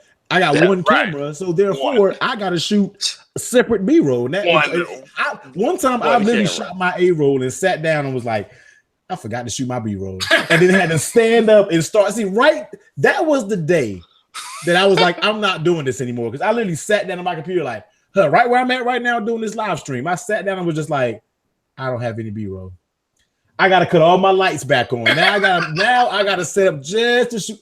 I said, you know what? I'm done. Some of the videos we have like a game plan. Other videos, like I'll literally do what you're talking about. We'll sit in front of a camera and we'll talk, and then I'll go back. I'll edit that video, and then we'll map out like, all right, so I want to talk about this perspective. I want to shoot that perspective, and I'll have like literally like a shot list, and then we'll go back, capture all of it, boom, boom, boom, throw it in there, post it, and then we good to go. But yeah, well, I mean, like for me, I shoot different angles, B-rolls and stuff like that. But the editing part for me is the toughest part because I'm doing green screening and stuff like that. Yeah. So I just make it fun. I sit by the computer. I know I got to do all this green screening. I got all my files and all my B-rolls and everything that I got it all together.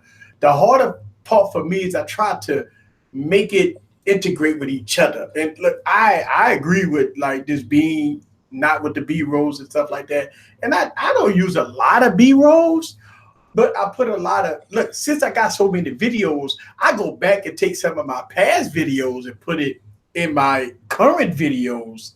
Like if I'm doing a video on the Galaxy Note 9, I know I done made like 10 videos of it. So I just take some of that old footage and transport to that. If you're just talking about a photo or something like that, you want to say how good it is, reference that other video. Right, and that's what I do. I mean, I've made camera reviews already. I did it. So when I'm talking about this, again, the Galaxy Note 9, I just take reference footage from previous videos, and that's less work for me because, I mean, I'm doing green screening, so that's a lot of editing. It's hard on a PC, by the way. A lot of people always been asking me, easy, what kind of PC you running? I always tell people, they be telling me, I got a little i3 processor with 2 gigs of RAM. I say, well, you can't do my kind of editing. I mean, you need something boss, man. I mean, you need a high-end PC with, you need 16, 32 gigs of RAM. You need dedicated GPU. I mean, you need an i7. I mean, you need multiple fans. You need cooling systems. You need lighting. I mean, I'm using Adobe Premiere Pro with After Effects. I got my brand new Adobe. I haven't even cracked the seal yet, man. I haven't even cracked the seal. I'm like, why did I get this? And I can't return it. You know what I mean? Like the old Final Cut is all I need, man. I can't return. I probably could sell it. You know what I'm saying? 'Cause this is brand new. I ain't even cracked the seal. I'm like, why did I get this thing, man? Yeah. iMovie is all I need. I'm good with iMovie. I got Final Cut Pro. And I realized I had purchased Sony Vegas Pro. Now, I like Sony Vegas Pro. So for Windows, that is. They don't have it for Mac. If they had Sony Vegas Pro for Mac, I'd be all on it. That's the one software I like better than iMovie and Final Cut Pro. But it's about user experience. I have a great experience. Otech, he uses Sony Vegas Pro also. Well, he used to. It's his main editing software. It's really easy. It's a lot of content creators in the stream. And it's a lot of people that are under 5,000 subs or under 15,000 subs. But all of the people, like, what advice could y'all give them to make sure that they don't stray off from being original? Or because being on YouTube, you got to be original. Like that's why I like Viper. That dude is doing something completely different right now. Right. He is. He's having fun. You can tell he's having fun, and that's why I invited him to the stream because I knew he was going to be honest and straightforward, and he was going to be himself. Yeah. But for people who want, because there's somebody in this stream right now that wants to start a channel, but they might be afraid to. They don't know how to do it. What advice can y'all give them to actually just get going? Like, I wouldn't tell them to go buy this DSLR. I wouldn't say no.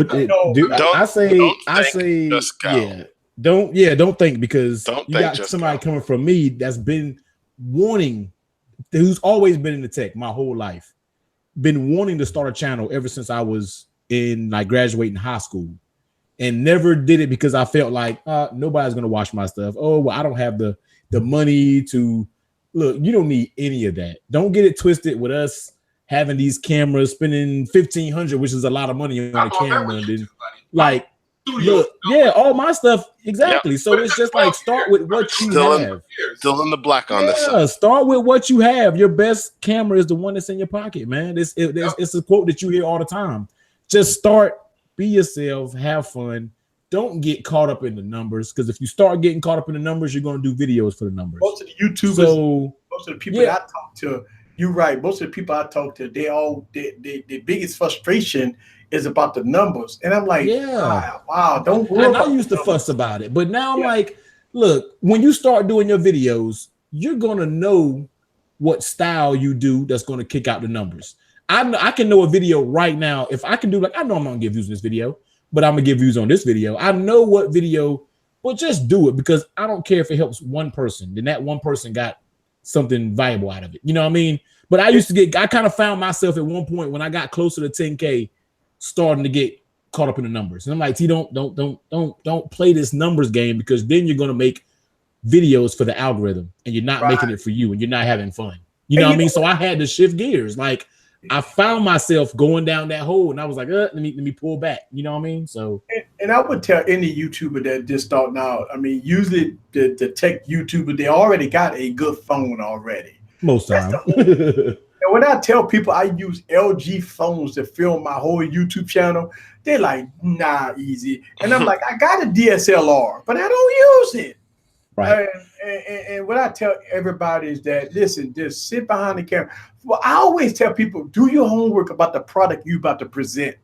That is a lot of key, whether or not you go, I ain't gonna say memorize, but at least know what you're talking about.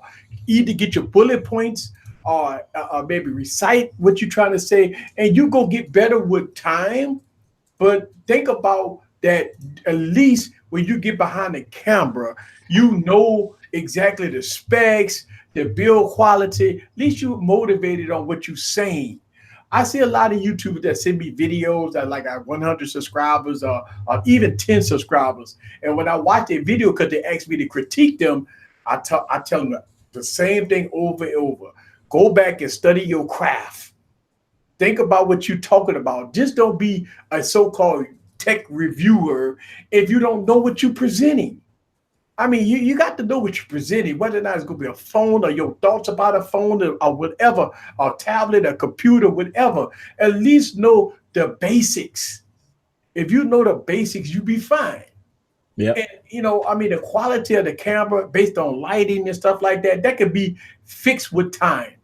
But as far as getting on the camera and saying the wrong specs, talking about the wrong things, this a lot of the wrong. And I watch a lot of videos that people send me, and it's like, oh my God. I mean, you know, if you would have took 30 minutes to sit and relax yourself, don't be tense. A lot of YouTubers that make their videos, they're intense. They don't know how to relax. They don't know what it's really troublesome sometimes because they ask for advice, and you don't want to be real nasty, but you want to give them constructive criticism about what they're saying and what they're doing. And I don't want to come off on a bad foot, you know. But I always tell them, look, study your craft. You get it's an okay video. Study your craft, know about the specs a little bit, know about what you're talking about, and go from there. See, my take on one thing, and I can use technically T for an example on this one. Here's a situation that a lot of YouTubers do today. The current YouTubers, T was one of them. T set his bar really high, meaning he pushed out some fantastic content. He did all of the B-rolls, he did all of the fancy stuff up front, and he realized, wait a minute, man, I just spent $1,700, and my funds came in at $282. Right. Everybody, if you didn't go through that, something's wrong. We all know that. We're like, wait a minute, I just spent $728. All I got was $13 for this. $13. Listen, I've been there. I got 50-something thousand views, and I made 12 cents. Yeah. My Samsung S8 unboxing video, which still is getting crazy views. I hope that video hit 1 million views. It has 800. It just crossed over 805,000 views. Yeah, I saw it. It only made like $15. You know. My advice to YouTubers is you gotta. First of all, you need to be doing something that you really like. I'm doing tech because if you guys were to ask my wife or anybody who knows me, they would say, "Oh, he's been doing that stuff since he was a little kid." Right. That's what they would say. I mean, because I actually went to college for micro applications, even though I was in ride control and I was in the military war vet. I went to college for something completely different. I went for micro applications. So I'm breathing tech. Like shout out to Live Breathe Tech. That's his name, but I'm actually doing it. And so I started my YouTube channel the same reason Eric started his. I got tired of looking at all these reviews of people saying this is fantastic, and I'm sitting there using it like, wait a minute, This thing is horrible, man. It's horrible. He started his channel back in the day because he said, I got tired of people lying to me. And ultimately, that's kind of the real reason I got into it because I like it, but I was looking at I didn't start monetizing I didn't monetize for the first 5 years of my thing. I remember you said that. Yeah. I didn't make no money the first 5 years because I didn't even know about it because I wasn't doing it for money. I didn't even know I could. Right. And then somebody said, do you monetize in my comments? I was like, what's that? I know it's time to do some money, but I was like, you can do that? They was like, yeah, man, you crazy. So I started monetizing because I wanted to find a way to pay for products without spending none of my hard-earned money from my career at the time. Yeah. But if you're just starting out with YouTube, man, you need to first be doing something that you actually genuinely do or like outside of YouTube. Because when you get on camera, it's going to show. Yep. Yeah. It's going to show. Right. Like, man, this guy's pumped up. But this is how I really get into it. I'll review a case and be excited about it. Me too. I'll review a docking station and be excited about it. They think those are fake reactions. I look like I just sing sometimes. I'll be all pumped up. Like, you be pumped up, man. But you know what? That's how she really is in real life. That's what I heard. Yeah, That's how she is in real life, son. She is an Apple fanatic. Yeah. You know what? You gotta be doing something that you genuinely love, and it will come out. Yep. It will come out. Like when I'm reading the Bible, when I'm having church, people could tell that Jaden been through some stuff, man. And he had a tough life because it'll come out when I'm speaking.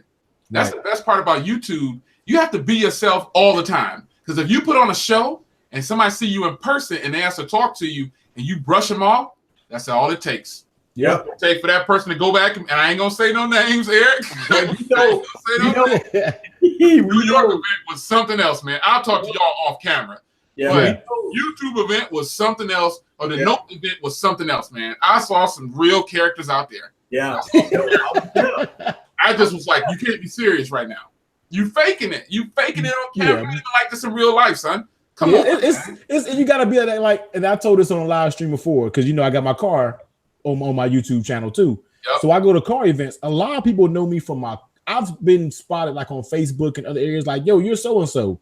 Especially because I'm in a lot of car groups, and of course Nissan popular in the car modding game. So I see a guy came up to me at a car show, the car meet, maybe like 2 months ago, maybe. He said, "Yo, are you on YouTube?" And so it was just me and it was Kayvon, Corey. We just sit in our cars. He has 370Z, so we're sitting on the cars just chilling. And he said, "Yo, you on YouTube?" I said, "Yeah." He said, "Technically T, right?" I was like, "Yeah, man, what's up?" And he was just like, "Yo, it's just amazing that you're talking to me." Like, but he treated me like I had like 1 million subscribers. He was just like, "Yo," and he literally pulled his car up. He had a dope car, and he talked to us all. He sat there and we talked all night long.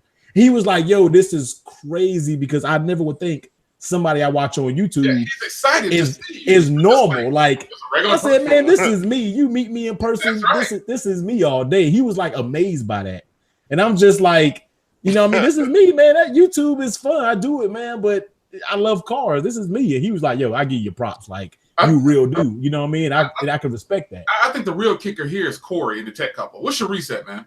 Y'all blew up over freaking night. Like they went from, when I first heard of them, I didn't see them until I saw Eric's stream. Yeah. Yep. They had 300 subscribers. I told them a long time ago. I told them to do it a long time ago. Years ago. Years ago. I said, y'all got it. Just do it. And we both told each other, like, yo, fantastic, why are we not doing this? Fantastic on camera. That's like one of the, and I'm not trying to gas you up. I just tell you what it is. If you need some work and improvements, I know how to use tact and tell you. I'm not gonna crush your dreams because you're real serious. But the reality is, I saw them and I was blown away. I was like, why have they not been doing YouTube? If you and Eric and if all of y'all would have got in on YouTube when I did, we'd all have the same subscribers, and you guys would have more. Y'all would have more because y'all put in way more work than I'm thinking about this now. Y'all put in way more work than I put in. Y'all got B-roll, C-roll, D-roll, E-roll, F-roll. Y'all got all of the rolls. Corn rolls, collard greens, and rolls. Y'all got them all, man. Sweet butter rolls. Y'all got all the rolls. I put in like maybe 2 of them. I might do some B-roll. Other than that, point and shoot. That's it. But when the tech couple came on the scene, man, Oh man. I mean, it's like watching a freaking movie, man. I was like, what the heck? I love this right here. Some people just naturally do it. They had 300 subs when I saw them. Looked at it again, they had 1,300 subs. Looked at it again, now they start hosting shows. We'll see you at 2,500. We'll see you at 3,500. I was like, wow. Now, you being the newest of them all here on this stream, how did it work? What can you tell a person on how to make it? Because you got like 5,500 or 50 or 5,000 or something right now.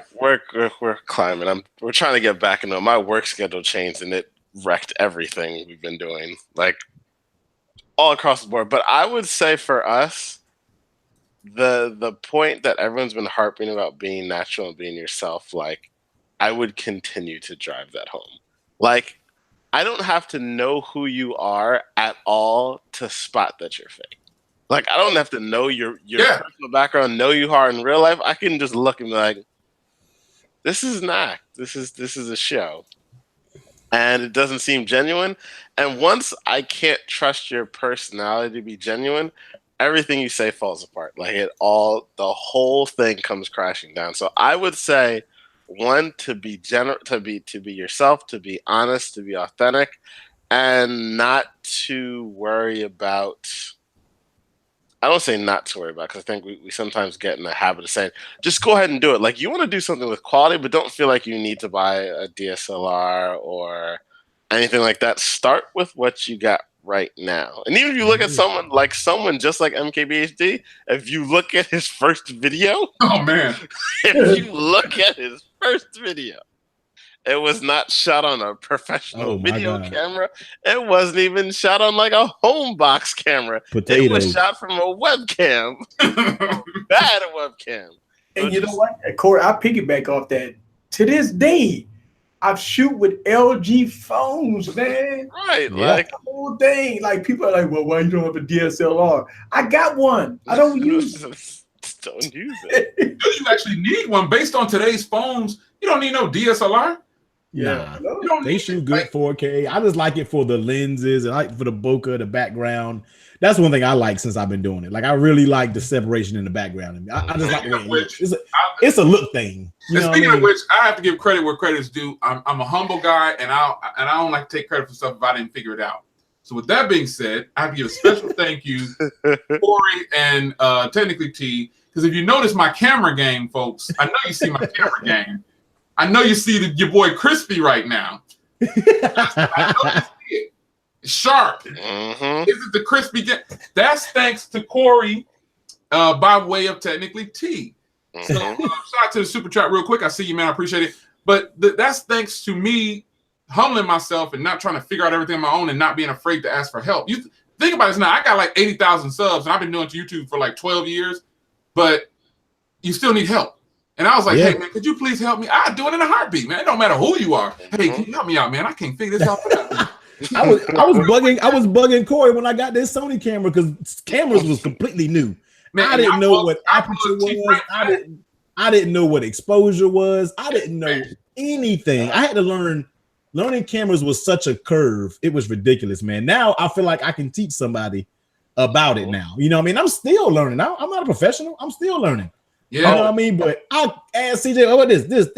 I was asking him hella questions. You know what I mean? Real quick before we get too far down, Dexter, it has absolutely happened live on air. Just y'all wouldn't know about that. Me and Shrews are very strategic about what we do, so it is definitely happened on air, and we have found a way to navigate through that crisis without y'all knowing. So yes. Oh, man. Happens during recordings sometimes too. We just gotta yeah. We're human. I'm not about to sit up and lie and act like we're perfect. We have definitely argued before.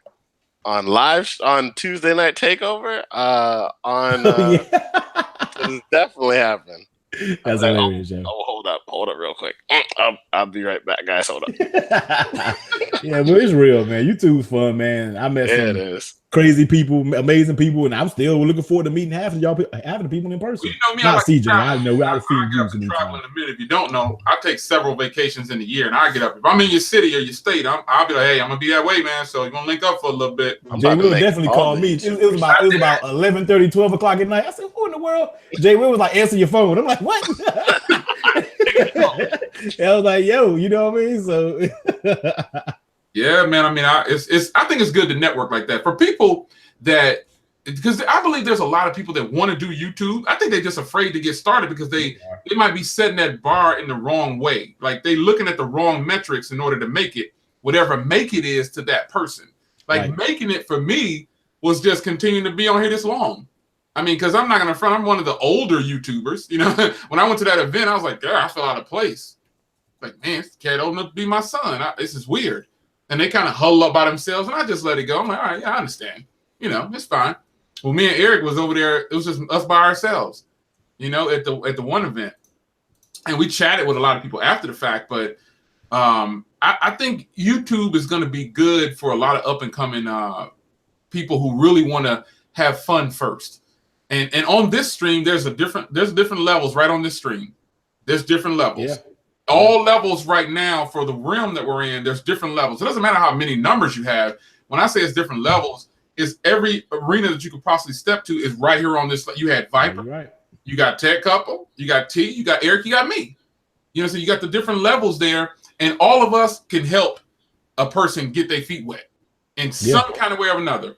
Yeah, if you think about push you in the pool if you want me to. For help. What'd you say? I said I can push them in the pool if they want me to. But I think that's where somebody said, "Well, Jay, how are you gonna be when you get to 100,000 views?" I'm gonna be exactly the same. Same person. You already know that. What the heck? The numbers I like to celebrate. Don't get me wrong. I mean, I'm rolling up on 80,000 subs, and I was just at 75,000. I'm already making it to 80,000. That's exciting. That's not front. I'm excited about that. Come on. I mean, I ain't gonna sit and like, that don't mean nothing to me. Yeah, sure it does. It's exciting. You know what I mean? I was excited when I hit 10. I thought that was amazing. I know everybody knew you was excited, man. Hey, I was hype about 10, man. 15 minutes. He was like, man, I can't wait to get to 10,000 subs, please. I don't know why. I just felt like 10 was just like my goal to get to, and then I was just like, okay, I'm at 10,000 now. You know what I mean? Technically, when I hit 10,000 subs, I think I dressed up as Obama. You sure did. I did. You dressed up as Trump, man? Yeah, I dressed up as Trump. I was like, what the Obama, man? I was dressed up. No, I did a video. No. I did a video when Trump was bringing me iPhones. And I was dressed up as Trump, and this was way before he got into office. Yeah. And he bought me iPhones, man. And he's like, "Oh, Eric, I'll bring you your iPhones." I was like, "What the heck is Eric?" I dressed up like Trump, and then for my 10,000 subscribers, I believe I dressed up like Obama, and I was dancing on the video, man. Oh my gosh, he was. Oh, man, that's hilarious. It's there. Trust me, it's there, son. It's there. But you gotta have fun with it, man. Yeah. That's what it's all about, man. You gotta have fun, man. So, man, how long we been streaming? Man, a minute. About 3 hours. 3 hours. This is 3 hours. You see Jay eyes when he said 3 hours. 3 hours, you know. 3 hours. 3 hours. I could get real high. 3 hours. Oh my God. But you know, to me, it's kind of limit on fun. Nah. All I gotta do is go in here and finish doing some stuff, and I'm good. I'm about to edit some stuff. I gotta go talk to wife. Sit down there. She probably sleep, knocked out on the couch or something. I'm about to order me a good new lens for this camera tomorrow. Man, I'm about to let's chat offline, folks. Hey guys. Yeah, we will, man. Man, this is one of the better streams. I had to be on point getting on the camera with these guys because look how crispy they look. Everybody looking crispy. When I can laugh at myself because I told Corey and I told T, but Eric, I didn't tell you yet, man. But I'll go ahead and I'll make fun of myself. When I was on Eric's stream last weekend or 2 weekends back, somebody said, "Man, Jay's streaming from a blue phone front camera." I said, "God dang it!" I got to that thing. I said, "I got to go buy me this video link thing. I can start using my DSLR as a webcam." I was actually using the front. I was using the camera on my MacBook Pro, man. It looked horrible. I went back and looked. Oh, God. Oh, yo, that's funny right there. They clown me, but it take one comment. That's what I was gonna say. I didn't even fire back because I looked at the screen like, dang. Or one person. Yeah, that is hilarious. I don't know if anybody caught it, but I caught it. I was like, all the comments I can look down and see. I was like, what the heck? They clown. You saw that one immediately, didn't you? You was like, yo, I would have died. Yo, he said a blue phone front facing camera, boy. I looked at it. I said, you know what? They're right. Ooh, I'm gonna do myself justice. people watch me, and so I owe them at least that to try to step No my doubt. game up. You know what I'm saying? So I went home, swiped my credit card for $130, bought the link up. I bought the little link up thing, and I called Corey. Hey, man, I need your help, man. He's like, I can talk, Jay. You all right, man? Like, I need your help, man. Yeah. Seriously. I was like, bro, I need your help. Please call me on FaceTime right now. It was crazy, man. He helped me do a test run and everything, man. Sound check, video. He showed me how to adjust. He said, well, T showed me how to do that. I said, man, I'm going to thank T. And Yeah, because I knew as soon as he said it, I said, you got to do it. We'll talk offline. But yeah, I was just like, I already knew. It's all good, man. I appreciate you guys. All of the super chat. I appreciate it. I don't normally ask for super chat sometimes. Sometimes I do, though, when I need some help with something. Because this Poco phone, y'all still owe me $212. It's $312. That thing cost me $385. And on the last stream, I made about $17. So this stream right here, y'all kicked out about $20-something. So we still short about $340 for that Poco phone. It's a high phone and everything, but I was not planning on buying it because I went on record and embarrassed myself and went back and bought it after because I got pushed so hard with a Poco phone. But it's done and over with. Y'all say y'all outros, man. We're gonna holler at each other in a minute offline. But y'all take it away, man. What you got? Who's going first? Yeah, I rock it out with it, man. Hey man, I always say no super duper nice, professional intro, no outro. Technically, T, I'm just a person who loves tech and cars, man. So if you into it, I just give it my honest opinion. That's all I got for you. So definitely hit that subscribe button, man. Hey, that's all I got for you. Swag, I'll go next. Yeah, my name's not the tech couple because I'm just like a dude. Like I got a wife. Like we're married. She's probably just asleep. We also have a tech channel. We cover a fair bit of everything. Anything's fair game for us if I like it. If I can somehow link technology to it, me and Shreese go do a video on it. I appreciate you guys for rocking out with us tonight. Stop by the channel, say what up. My man E. Yo. This your boy Eric from Easy Computer Solutions. Most of y'all guys that's in the stream, and I just dropped my phone. Most of y'all guys that's in the stream, y'all guys already followed me already, but people that don't know me, go to Easy Computer Solutions, go down and hit me up, and I pretty much drop a lot of videos. In the last 2 weeks, I dropped 14 videos, and I drop videos. I've been dropping videos every day. Yeah. And so check it out, and hopefully that I can bring a lot of things to the table to earn your subscription. So check it out, Easy Computer Solutions. I want to give a huge thanks to Jay Will for bringing me onto the stream. Have a lot of fun. That's what we do. The tech community, man. That's keep it 100. That's how it goes down, man. It's your man Jay, man. I'm gonna stay humble, man. I appreciate all these guys, man. Coming on to my stream, it don't matter how many numbers we got. I'm gonna keep on. I'm playing a game right now. And look at the boy. They over there playing Angry Birds. I ain't think Eric, I'm over here dying. I didn't think Eric would stop that quick. I'm like, God dang it, Eric, he shut it down. Eric, I need do your intro for 20 more seconds, Eric. I need. Right. I didn't want to say nothing, but on the real, I'm gonna let myself die because I'm getting killed. I appreciate you guys, man.